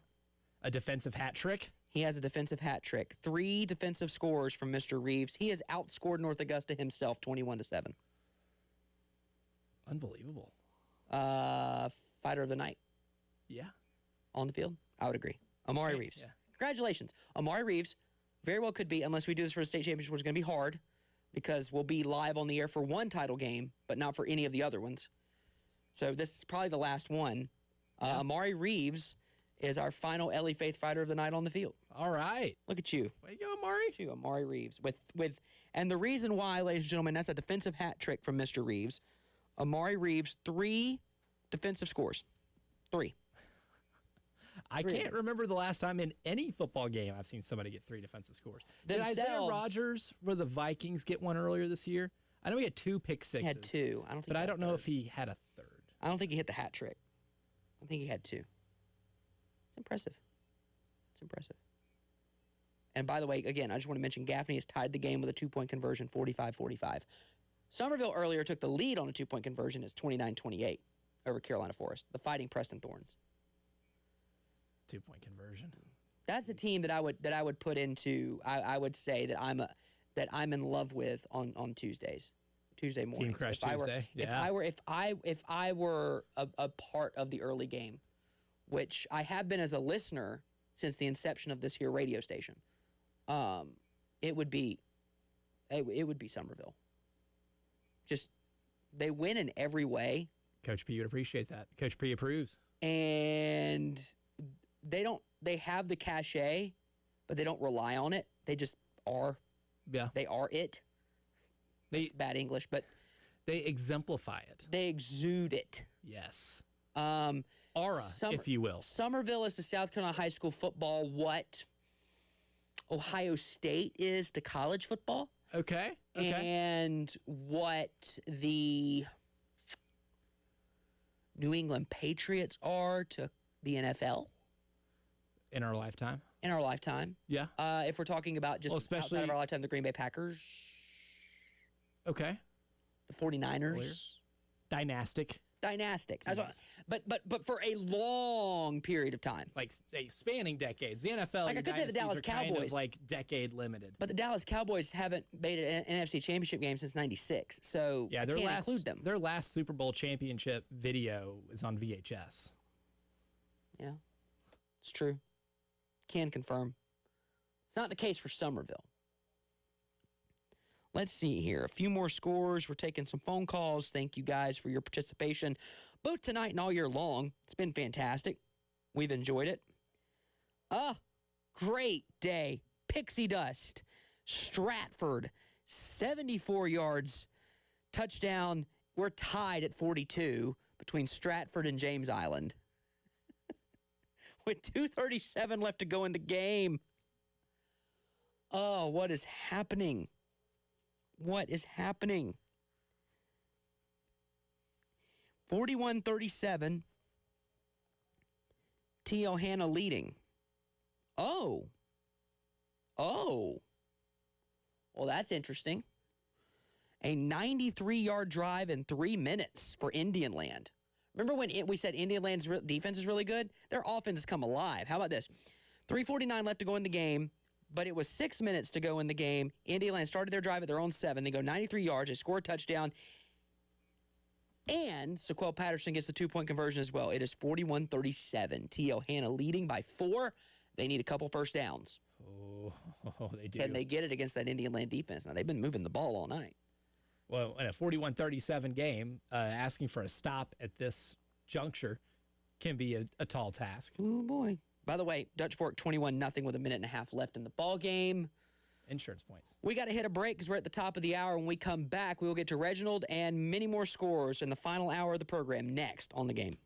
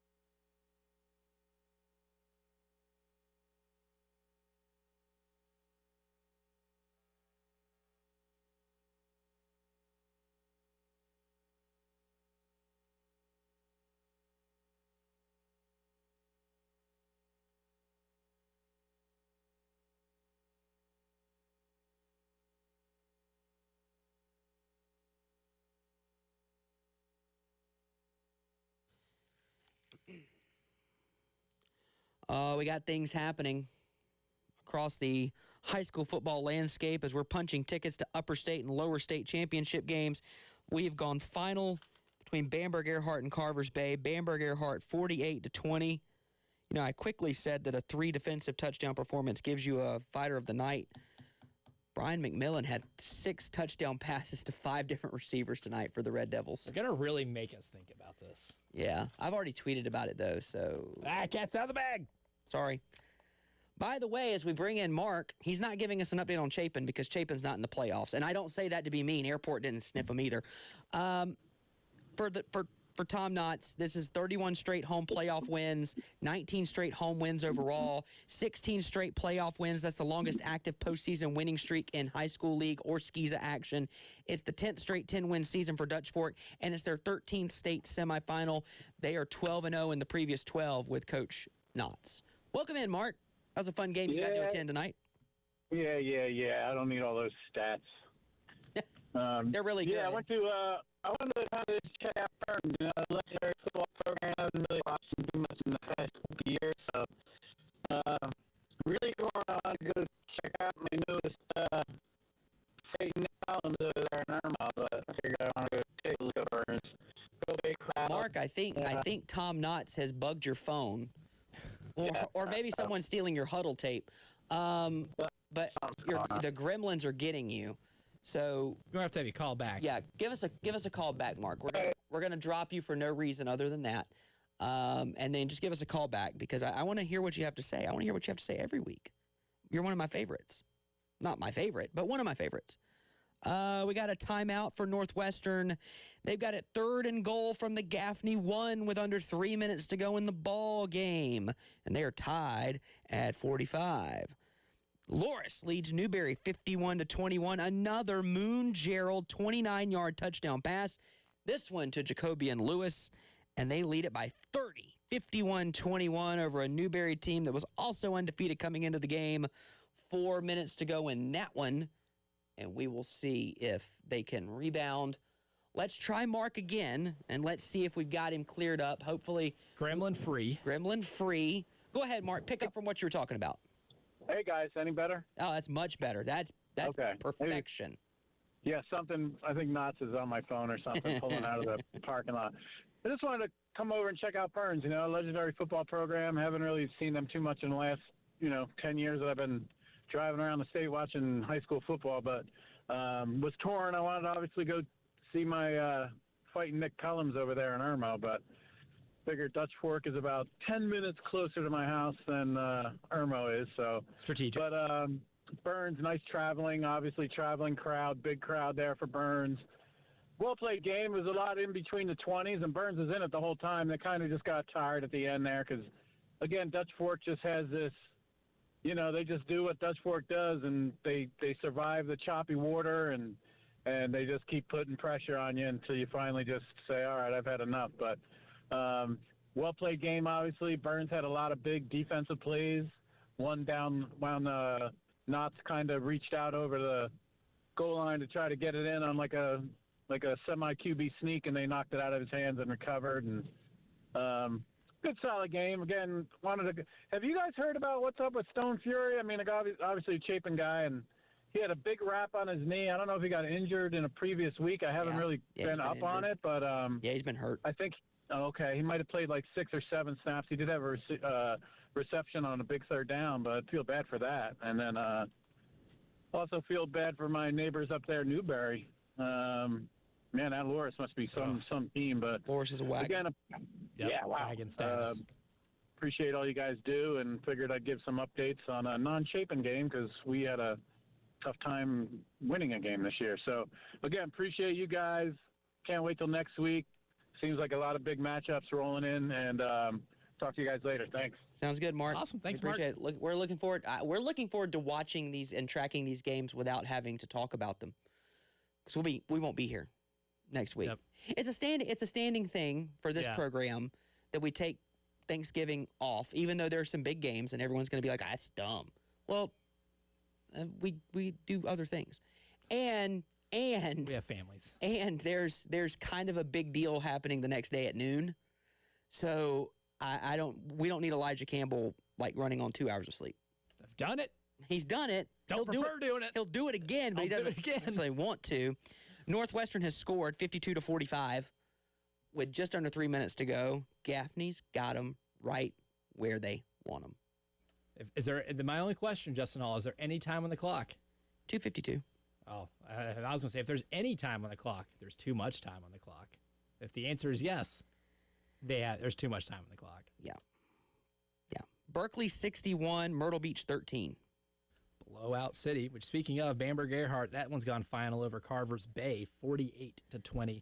And then we had a running clock for South Florence, North Augusta, 49-7, South Florence. All right, James Island is inside the 25 of Stratford with 21 seconds to go. They're lining up for a 30-yard field goal attempt with 1 second left to win it. Oh! Stratford has called a timeout to ice the kicker. Then they jump off sides. It's a 25-yarder now. Stratford jumps off sides again. So we're going for a 4th try. At this point, you just jump off sides until you annoy them enough to maybe they miss. I think that was the plan. Carolina Forest isn't done yet. Ian Guerin from Prep Red Zone said, but it's into super extra duper crunch time. That's an industry term. Somerville has the ball with 1:15 to go. 3rd and 7 from the Carolina Forest 14. Down by 7. Down by 7. Oh, because Carolina Forest responds. Let's see here. Gaffney's got the ball at the 20 after a touchback. So they got 80 yards to go. 80 yards to glory. With plenty of time. For Gaffney. I keep hitting refresh. Looking for an update on James Island and Stratford. Dutch Fork wins 21-0. Dutch Fork gets Dorman next week. But good job for the Burns Rebels. They had a rough year last year, and they finished this year 8-4.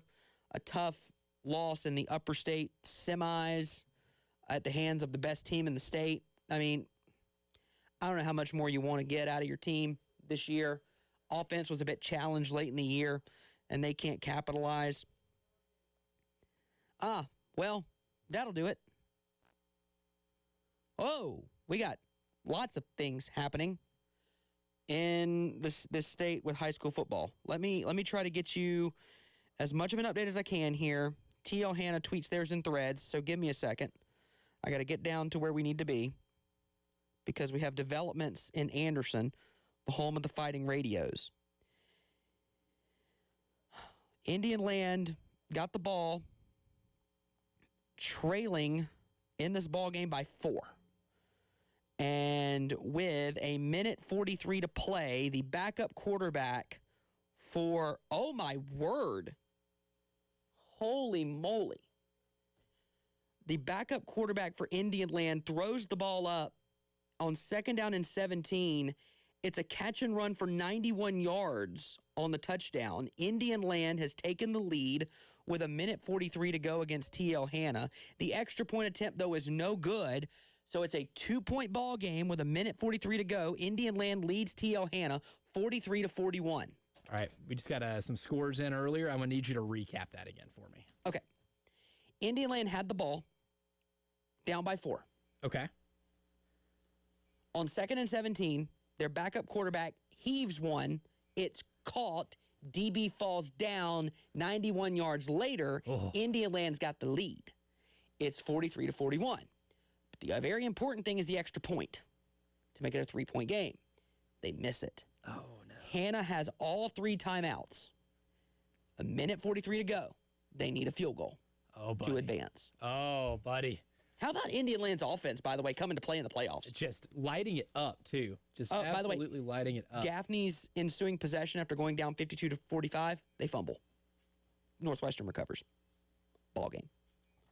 Not official. It's not done yet. Well, we have an overtime game. Camden and Westside. Camden and Westside are in overtime.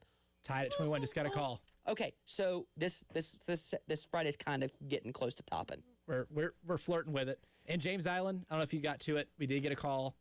The field goal is good. James Island wins 45-42 over Stratford on a walk-off. 2 straight weeks of incredible excitement. What was the final score?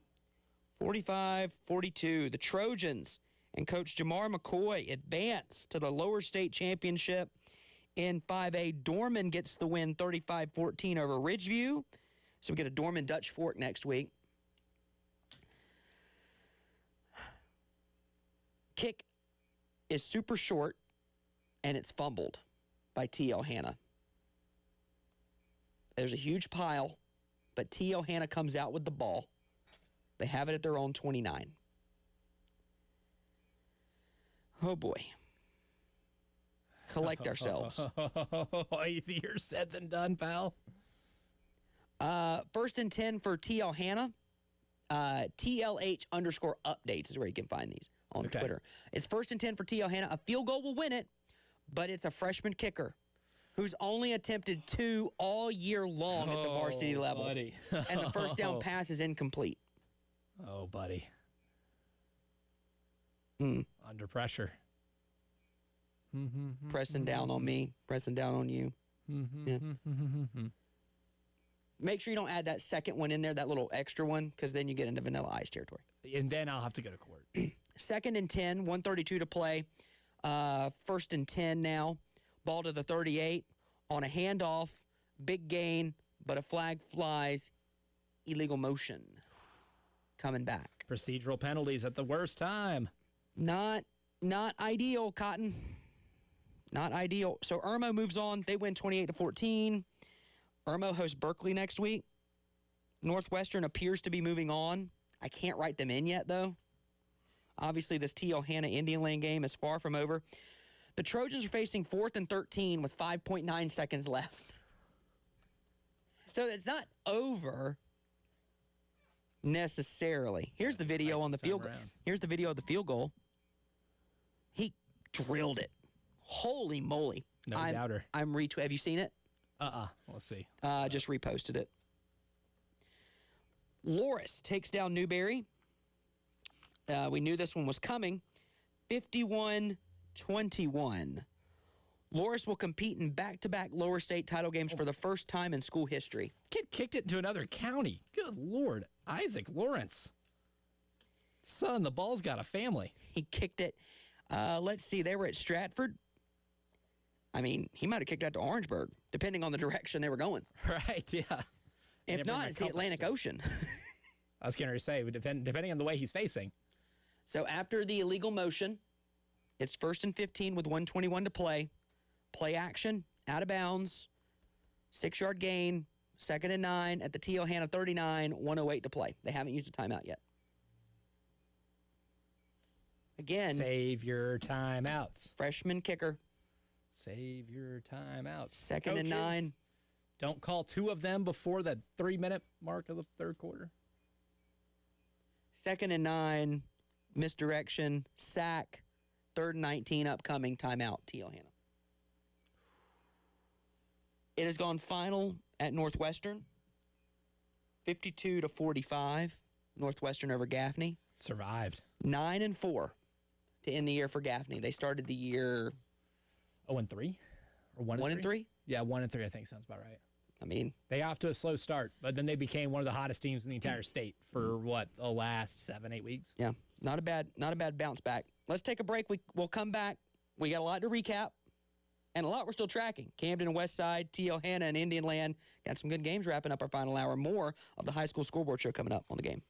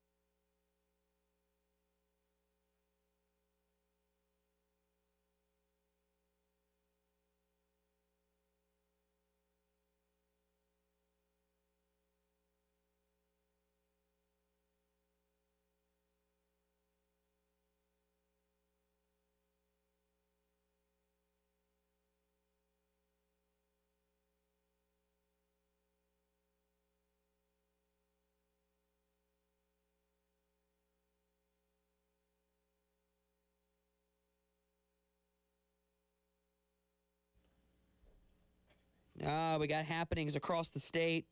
Gray defeats Hilton Head. I haven't seen second field goal. I haven't seen a single update from Camden and Westside. James Island gets the win on a last-second field goal. Gray and James Island both winning on last-second field goals. Oh my. Oh, I love when you start a sentence like that. 4th down and 12. T.L. Hanna has the ball on their own 37. 56 seconds to play. They throw it deep. And it's intercepted by Sequel Patterson. The only way that could happen. That could end. Indian Land has scored 83 points in the playoffs. They've knocked out Hillcrest and now T.L. Hanna. And they get a rematch with the only team to beat them all year. And they did it handily. Yep. And that's Northwestern. Redemption tour. At Northwestern. With a state title game on the line. Oh, boy. And by the way, I'm now convinced Lane Kiffin's going to LSU. Well, the offer that we just read from Ross Dellinger's report. That doesn't break the same day that Ole Miss issues their statement for no reason. Nope. This is Windhorse fingers. Mr. Campbell, and those of you who are listening, this is my job. Like, my 9 to 5 job is this, not high school football and not college football, but it's crafting statements. It's crafting messaging. It's releasing the messaging when you're supposed to. Those things don't just happen. They don't. And it's not unlikely that this happened at the same time, just a coincidence. No. It got released because the Ole Miss thing got released. One thing had to happen for the other one. Indian Land goes to Northwestern next week to play for an opportunity to go to a state championship game. And, of course, Gray Collegiate wins on a field goal as time expires. How about Hilton Head? What a great performance from Hilton Head all year long. 31-28, though, Gray Collegiate gets the win there. Let me make sure I write these down because I'm gonna need them later when we go through our final scoreboard look. Oh, what a night of high school football. And wow. I look up at my screen and we pull out the heavy hitters in the 10 o'clock hour. Let's go to Lou first because he called first. And I haven't talked to him all day. I've already talked to Deering once. Lou, great ball game that you were at tonight. Obviously, White Knoll comes up a bit short yet again. And your thoughts from that game as Irmo moves on. They're going to be playing some team named the Berkeley Stags next week. Yeah, Chris Deering here. He'll be able to talk to you about the Stags for sure coming up. But, yeah, just a wild game tonight. Irmo started strong, jumped out, scored 14 points in the first 3 minutes, but then kind of things settled down. And White Knoll owned that third quarter. Yeah. They scored. Irmo fumbled, ensuing kickoff. And then scored. It was 14-0. Irmo threw an interception. White Knoll ball, but they couldn't capitalize. Tried a field goal. Got pushed back 5 yards for delay game. Missed it. And right after that, they broke on a big run by Amir White. And they were able to punch it in. Corey Miller on a reverse pass to Jay Eady. And then they were able to score another touchdown in the fourth quarter. Yeah, things got a little chippy in the fourth quarter. I'm shocked. A lot of penalties in there at the end. Yeah, there was a late hit out of bounds, but things settled down. The handshake line was fine. Everything was fine. I think Aaron Brand put it, but he's like, I don't want to see these guys again. 4 times in less than a year playing these guys. And they're all physical. Both teams physical and just play so hard. So, so Irmo moves on, plays Berkeley, and looks to get back to their second straight state championship for, I think, will be the first time since 78-79 that they've gone back-to-back title appearances. That's insanity. And a couple more of insane results tonight, Lou. James Island gets a last-second field goal to beat Stratford. Their kicker, Isaac Lawrence, depending on the direction, he either kicked that ball clear into the Atlantic Ocean or into Orangeburg County. I can't confirm. It kind of depends on which direction. The Dutch Fork handles Burns. How about Indian Land coming back to beat T.L. Hanna tonight on the road? I'm just looking at Now some. they get a rematch against Northwestern. Yeah, sorry. Westside and Camden are in overtime. I don't know if you have an update on that one at all. No, I'm waiting for one. I got a guy at the game. He is not. He might. I don't have one right now, though. Fairfield Central handled Clinton. That's one of the surprises of the night. I mean, I know Fairfield liked their draw coming in the playoffs, and they did. They go on the road, they win again. Now they got to go and beat Sean Thurman, right? That's correct. Good luck. I mean, it's going to be in the Peach Fields down there in Johnston. That's a great football team. Yeah, that'll be fun. That's two powerhouse programs. That'll be a fun matchup. Yeah, Dutch Fork Dorman. I don't have an update either on Somerville and Carolina Forest. I know Somerville led by it was close the last time I saw. 29-28. Somerville had the lead after going for 2 to take the lead, which you should do in the playoffs, period. Great matchups all around, Lou. Is there any, we get Gray and South Florence next week in a lower state championship game in 4A. We got some good matchups coming up next week after you got Dorman and holiday. Dutch Fork. Yeah. Yeah, you got Dorman and Dutch Fork. What powerhouse there? Irmo, Berkeley. Like you said, Indian Land, Northwestern. There's something what Coach Hastings done at Indian Land to get them in that spot. Fairfield, Strom Thurman, also a great game. And then you're going to have Loris and Oceanside. Yep. Can anyone slow down Oceanside? Probably Loris not. has their machine, but we'll see what happens. Yeah, no doubt about that. How? What are you thinking about your Steelers going up against Jen Jensen's Bears on Sunday? Yeah, she didn't mention it this morning on the call. Good thing. I didn't want to say anything because with Aaron Rodgers, it's nothing against Mason Rudolph, but he played good last week. But the defense is gonna have to slow down Caleb Williams and try to get a win. Don't worry, you get the Bills the next week, so that's fine. Yeah, I know. Yeah, an angry bunch of Bills, and yeah. The with Bills extra are going rest, in reverse. Yeah, they're going in reverse right now. Going the wrong way. Yeah. We're going in the right direction, though, Lou, as we get closer to state championship games. Next week's going to be a lot of fun. Obviously, we won't be here, but we'll catch up with you maybe in person at state championship games on December 5th. Just saying. Yeah, I'm fine with that, man. I'll be there both Friday and Saturday. All 6 games. So sources are indicating that we could be there on Friday. That's all I'll say. Thanks, bud. All right, man. Good talking to you. Yes, sir. That's Uncle Lou Bajak. Let's go to Chris Deering next. Chris, we'll start with this. You were at the Skeeza State Championship game. Give me 1 second here as Mr. Campbell has to do some work. Chris was at the Skeeza State Championship game, which was entertaining for about 5 minutes. But I want to start you with this. Your Stags. Talk to us about them. Well, I told you this morning when you had Mr. Shane on with me this morning, and I told him he'd be in WC Hawkins Stadium next week, and that's the way it turned out. I was getting updates from down there. Never was a close game. They ended up winning 61-13. They had a running clock in the second half, much like I did in the Skeeza game. I think this team is peaking. They are really played good defense outside of the Somerville game this year, and they played a team out of Florida that scored 40 points on them, but they ended up winning that game. And then they had a stretch in the second half against Stratford where they were up 17-0 at the half and just went to sleep in the second half and lost that game 21-17. So I think this defense is really good. They're very physical. They're very fast. Their linebackers are I think their linebacker group is really talented. They probably don't have the horses on defense that Irmo has, and that's going to be a really good matchup next weekend, I think, at WC Hawkins. It should be a great one. Shocker of the night for you, is it Fairfield Central and Clinton? Yes, I'm pretty certain that's the shocker of the night for me. Looking at the scores, across the state, I really didn't think Fairfield could go into Clinton and win that one, but they were able to pull that off, and that's, defending state champs are out, and so we'll see where we go from there. And then we're tracking this because I haven't gotten an update from Camden and Westside, but Camden was able to kind of slay the Giant last week in Daniel, a team that has plagued them in the playoffs, kind of playing free tonight. And again, a great ball game up there at Westside right now in overtime. A lot of close games. James Island punts a ball either into the Atlantic or into Orangeburg County, depending on the direction.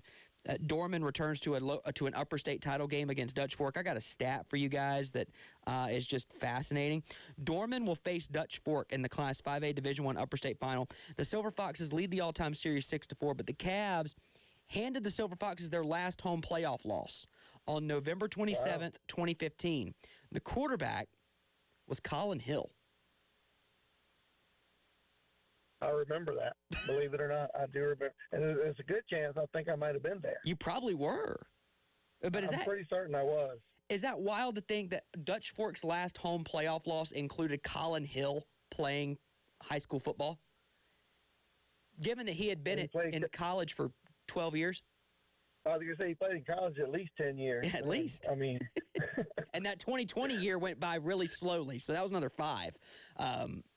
Any other insights here, Mr. Deering, before we get you out of here and we hit a break? That Northwestern Gaffney game was insane. So was Indian Land and T.L. Hanna. What a job by Indian Land, to be undefeated all year and to take a tough loss to Northwestern to end the year and just rebound. And their offense has scored 84 points in 2 games. Yeah, that's going to be a really good matchup next week. I know they didn't play their best against Northwestern the first time around, and I think they're happy to get another shot at those guys. Northwestern has given up some points in the playoffs, so anything can happen. And I think they got a good chance to go in there and maybe win that game on the road. But Northwestern's defending champ for a reason, and they still got some studs on that team too. So. Again, a lot of good playoff matchups next week, as you already mentioned. And one real thing quick, I saw that James Island kicker last week. Mm-hmm. He's legit good. He really is that good. That's one of those that you probably need to use Golly on. You issue that scholarship offer. I just got a text. West Side won over Camden. Okay, so the Rams move on. I think they started the year, Chris. They started the year 0-4. Playing tough out of state competition, or was it like 1-3? It was 1-3 or 1-3 or 0-4. Yeah, they started that really rough. And here they are playing South Point for an upper state championship next week. With Cutterwood's brother, Bear Woods, at quarterback. Yeah, love it. Game of the year, Chris. We appreciate it. As we just told Lou, we're not in here next week, but perhaps we'll catch up with you on the air in person in 2 weeks at a state championship game. How does that sound? I'll be right there with Lou for all 6 games, so hope to see you guys there.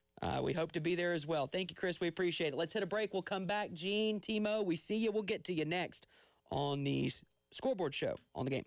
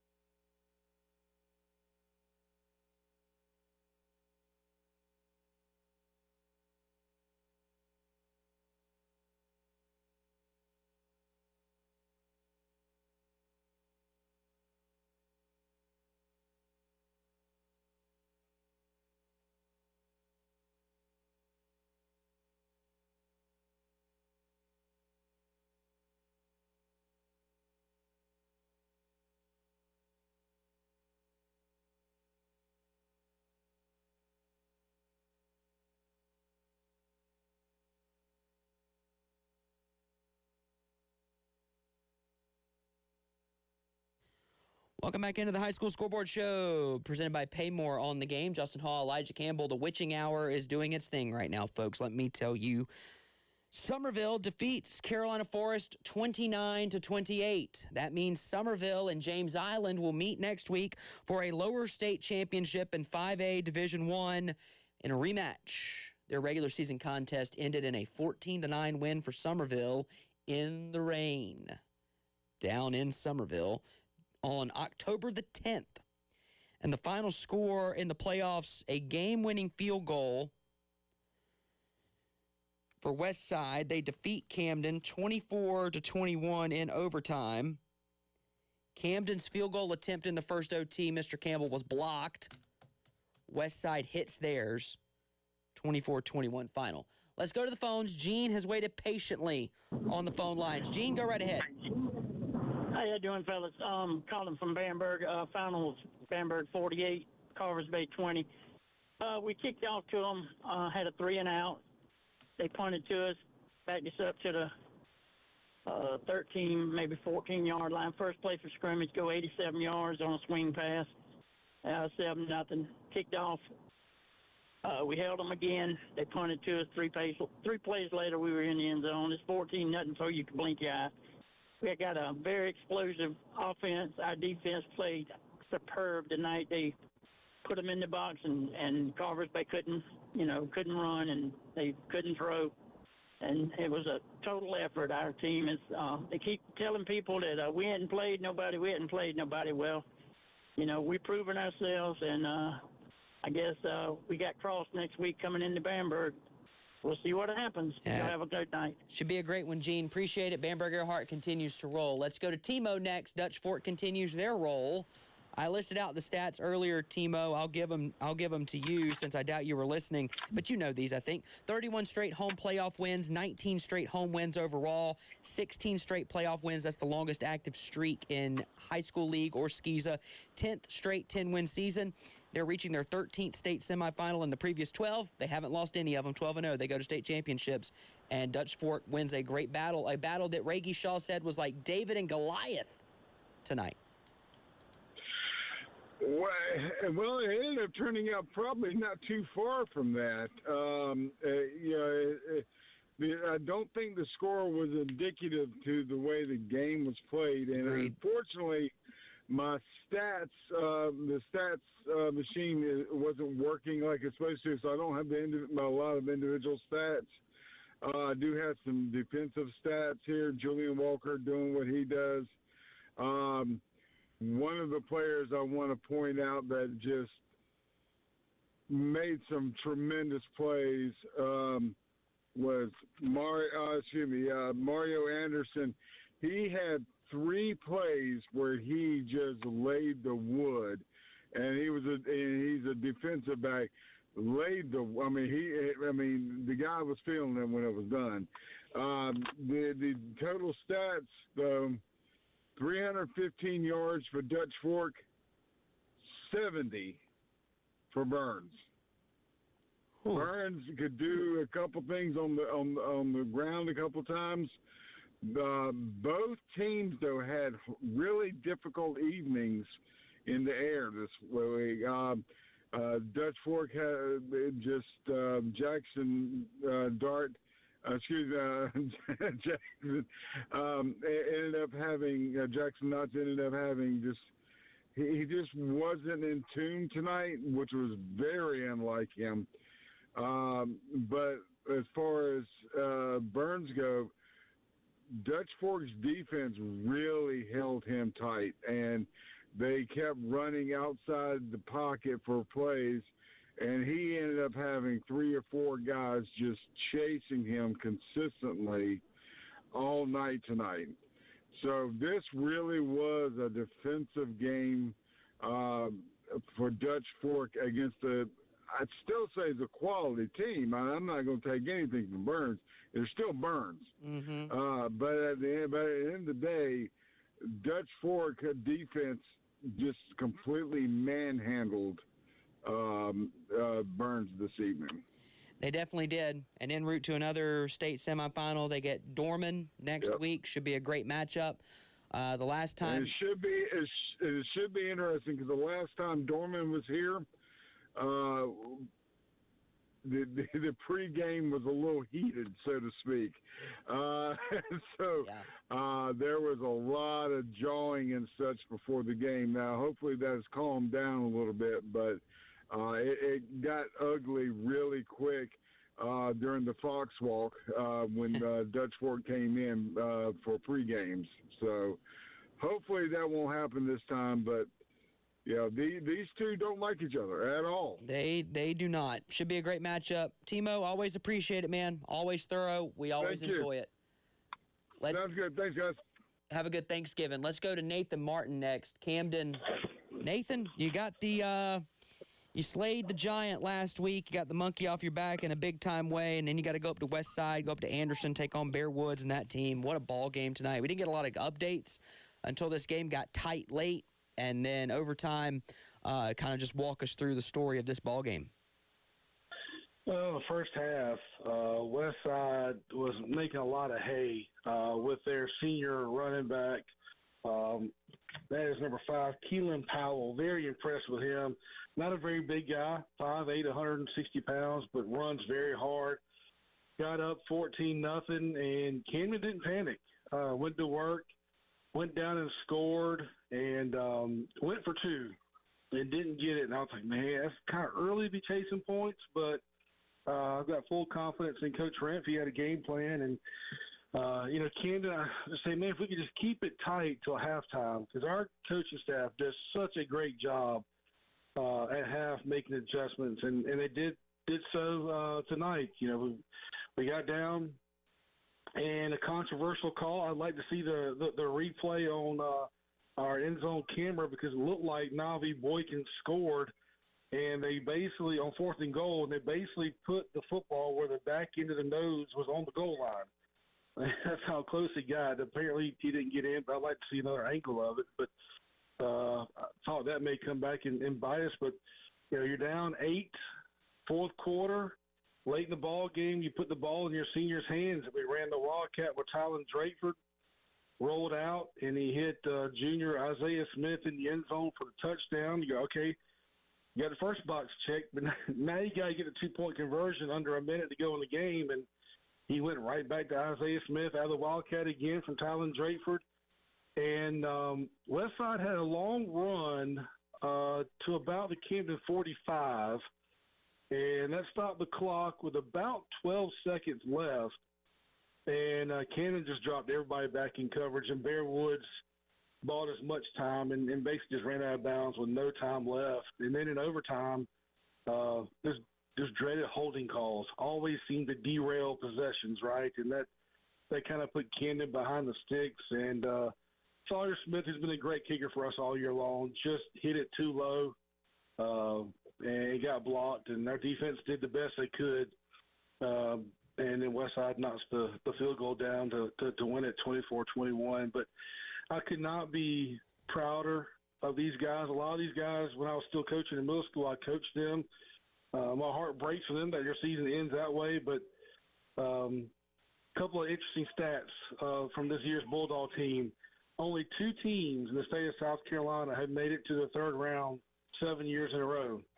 Camden and Dutch Fork. That's crazy. Only two teams in the state of South Carolina have made it to the quarterfinals 6 years in a row. Camden and Dutch Fork. So you're in elite company. Also, last week, I had to do some digging this week, but last week's 52 points at Daniel is the most Daniel's given up at home in the history of their football program. Wow. So some silver linings for this year's team. Man, we got a lot coming back next year. I just hate for these seniors, man, to fight and claw to get to overtime and then to not be able to close the deal. It stinks, but, man, they went down fighting. They sure did. Nathan Martin, appreciate it as always, man. Enjoy your contributions to us every year. I've enjoyed talking with you every football season since 2020, man, and great year for Camden. Happy Thanksgiving to you and the family, and go get Carolina 2 more wins this year, please. Mark it down, Carolina by 28 tomorrow. There you go. Mark it down. Happy birthday to me. Mark it down. Thank you, Nathan. Appreciate it. Yeah, happy Thanksgiving to you guys. Don't eat too much turkey. That can't make said that than done. can't make that promise. Really quickly, before we hit a break, Elijah, let's go ahead and get Coach Crosby in here from Bamberg Earhart because I want to have that final segment clear. Coach, congratulations, big win for you guys, and now you get Cross next week, but you get to practice on Thanksgiving. Oh, that's special, man. Our kids, they're excited about practicing on Thanksgiving, and that's a big thing for our football team and our community to get a chance to practice. But hats off to Carver's Bay, man. They got a great team, man. They physical up front, massive up front. But our kids play their butts off, man. I couldn't ask no more, man. They're oversized and D-line and O-line wise, but they fought their butts off, man. So, I mean, we're excited about this win. You guys just continue to roll this year, Coach. I mean, you prepare. I love it because next week's going to be cold. Next weekend's going to be cold as heck. You prepare all summer. And in the fall, it's not really fall here until like October. So you're sweating it out all off season to get to play in the cold. How excited are you to prepare your guys for a tough matchup against Cross? I mean, we're excited, man. I mean, it's just, to keep this journey going, man. This is a special team. Yeah. This team been through a lot, man. So, it's just, to have a chance to, don't have school all week, man. We'll wake up and practice and do things like that and get a chance to enjoy your family and work on football for 3 or 4 hours and enjoy your family for Thanksgiving. But, man, it's just special, man. And then when you're playing in the cold, man, I tell our kids, you don't remember teams in October, you remember in November. That's when teams set their legacy in November. So, and that's what they're trying to do. You remember November. Coach, we appreciate it. Thanks for giving us a shout. You know what? Go beat Cross on Friday, and then we look forward to seeing you down in Orangeburg the next week, all right? It'll be great, man. Take that 18-mile ride down there, man. Feel like it'll be home. So we're excited about it. We got to keep working. Thanks, Coach. Happy Thanksgiving to you and your family, to your football program. Best of luck next week. Thanks, Coach. Man, appreciate it. Happy Thanksgiving to y'all too, guys. All right, we'll take a quick break. We'll come back, give you final scores throughout the state next on the Scoreboard Show.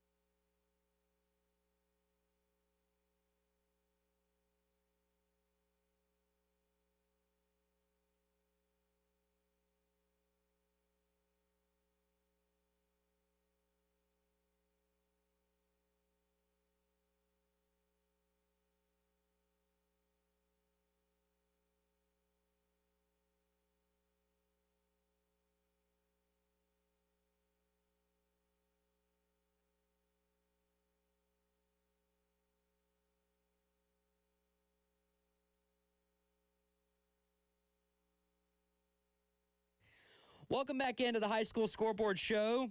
On the game, Justin Hall, Elijah Campbell, wrapping up our final show from the normalcy, in theory. Well, I will tell you this. This is our last 7 to 11 show in studio. Yes.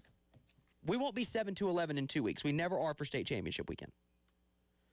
I haven't confirmed that, but I'm going based on recent history. Now, I will tell you that according to sources, it's very possible that we could be on location in 2 Fridays. Again, we're not here next week. On Friday, December the 5th, at noon, you get the 3A state championship. At 4 o'clock, you get the 1A. And at 7:30, you get Division II 5A. Which will either be Northwestern Irmo, Northwestern Berkeley, Indian Land Irmo, Indian Land Berkeley. Means you could see Sequel Patterson in that game. Saturday has 4A, 2A, 5A, D1. That's your lineup. So I suppose for one final time in the calendar year 2025, we got to do 2 things. We haven't talked about it, but we should probably award our Honda of Columbia Drive of the Week. The Drive of the Week, sponsored by Honda of Columbia. I don't know. Should we pick one of the game-winning field goals from tonight? Just one of them? Is it Indian Land? Oh, you know what? Indian Land. Because that game, throughout the course of 4 Just quarters, knock the microphone out of the way. Smack the hell out of my microphone. Throughout the course of 4 quarters, wilder game. Got a big defensive stop. Yeah. Scored late. Yeah. Scored late on a 91-yard prayer. And then Sequel Patterson gets the interception. Big-time players, big-time games, making big-time plays. LA Faith on-field fighter of the night. The final one in 2025 is Amari Reeves. 3 defensive scores. He outscored North Augusta himself for the Bruins en route to a 49-7 win for South Florence? Question mark. I think that was the final score. So that's our on-field, our on-field fighter of the night. We don't have many people left in the undefeated club. Bamberg Earhart. Loris. Are we down to just those 2? Because there's none in 5A. None in 2A. Oceanside? Or did Oceanside lose an out-of-state game? Oceanside's lost a game. Powdersville's lost a game. BHP. BHP. You know me. BHP. Loris. Bamberg. Come on down. That's it. Still in the club. Wow. Then there were 3. That's it. Just kind of tying loose ends.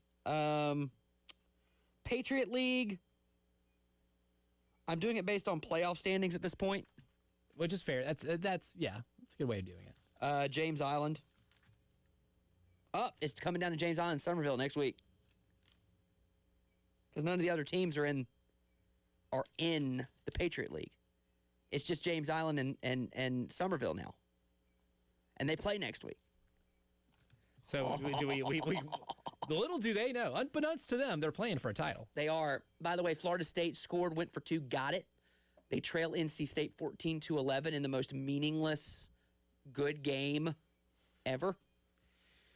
But Booty Bowl. These games weren't meaningless on this Friday night. And we have to do one final full scoreboard rundown.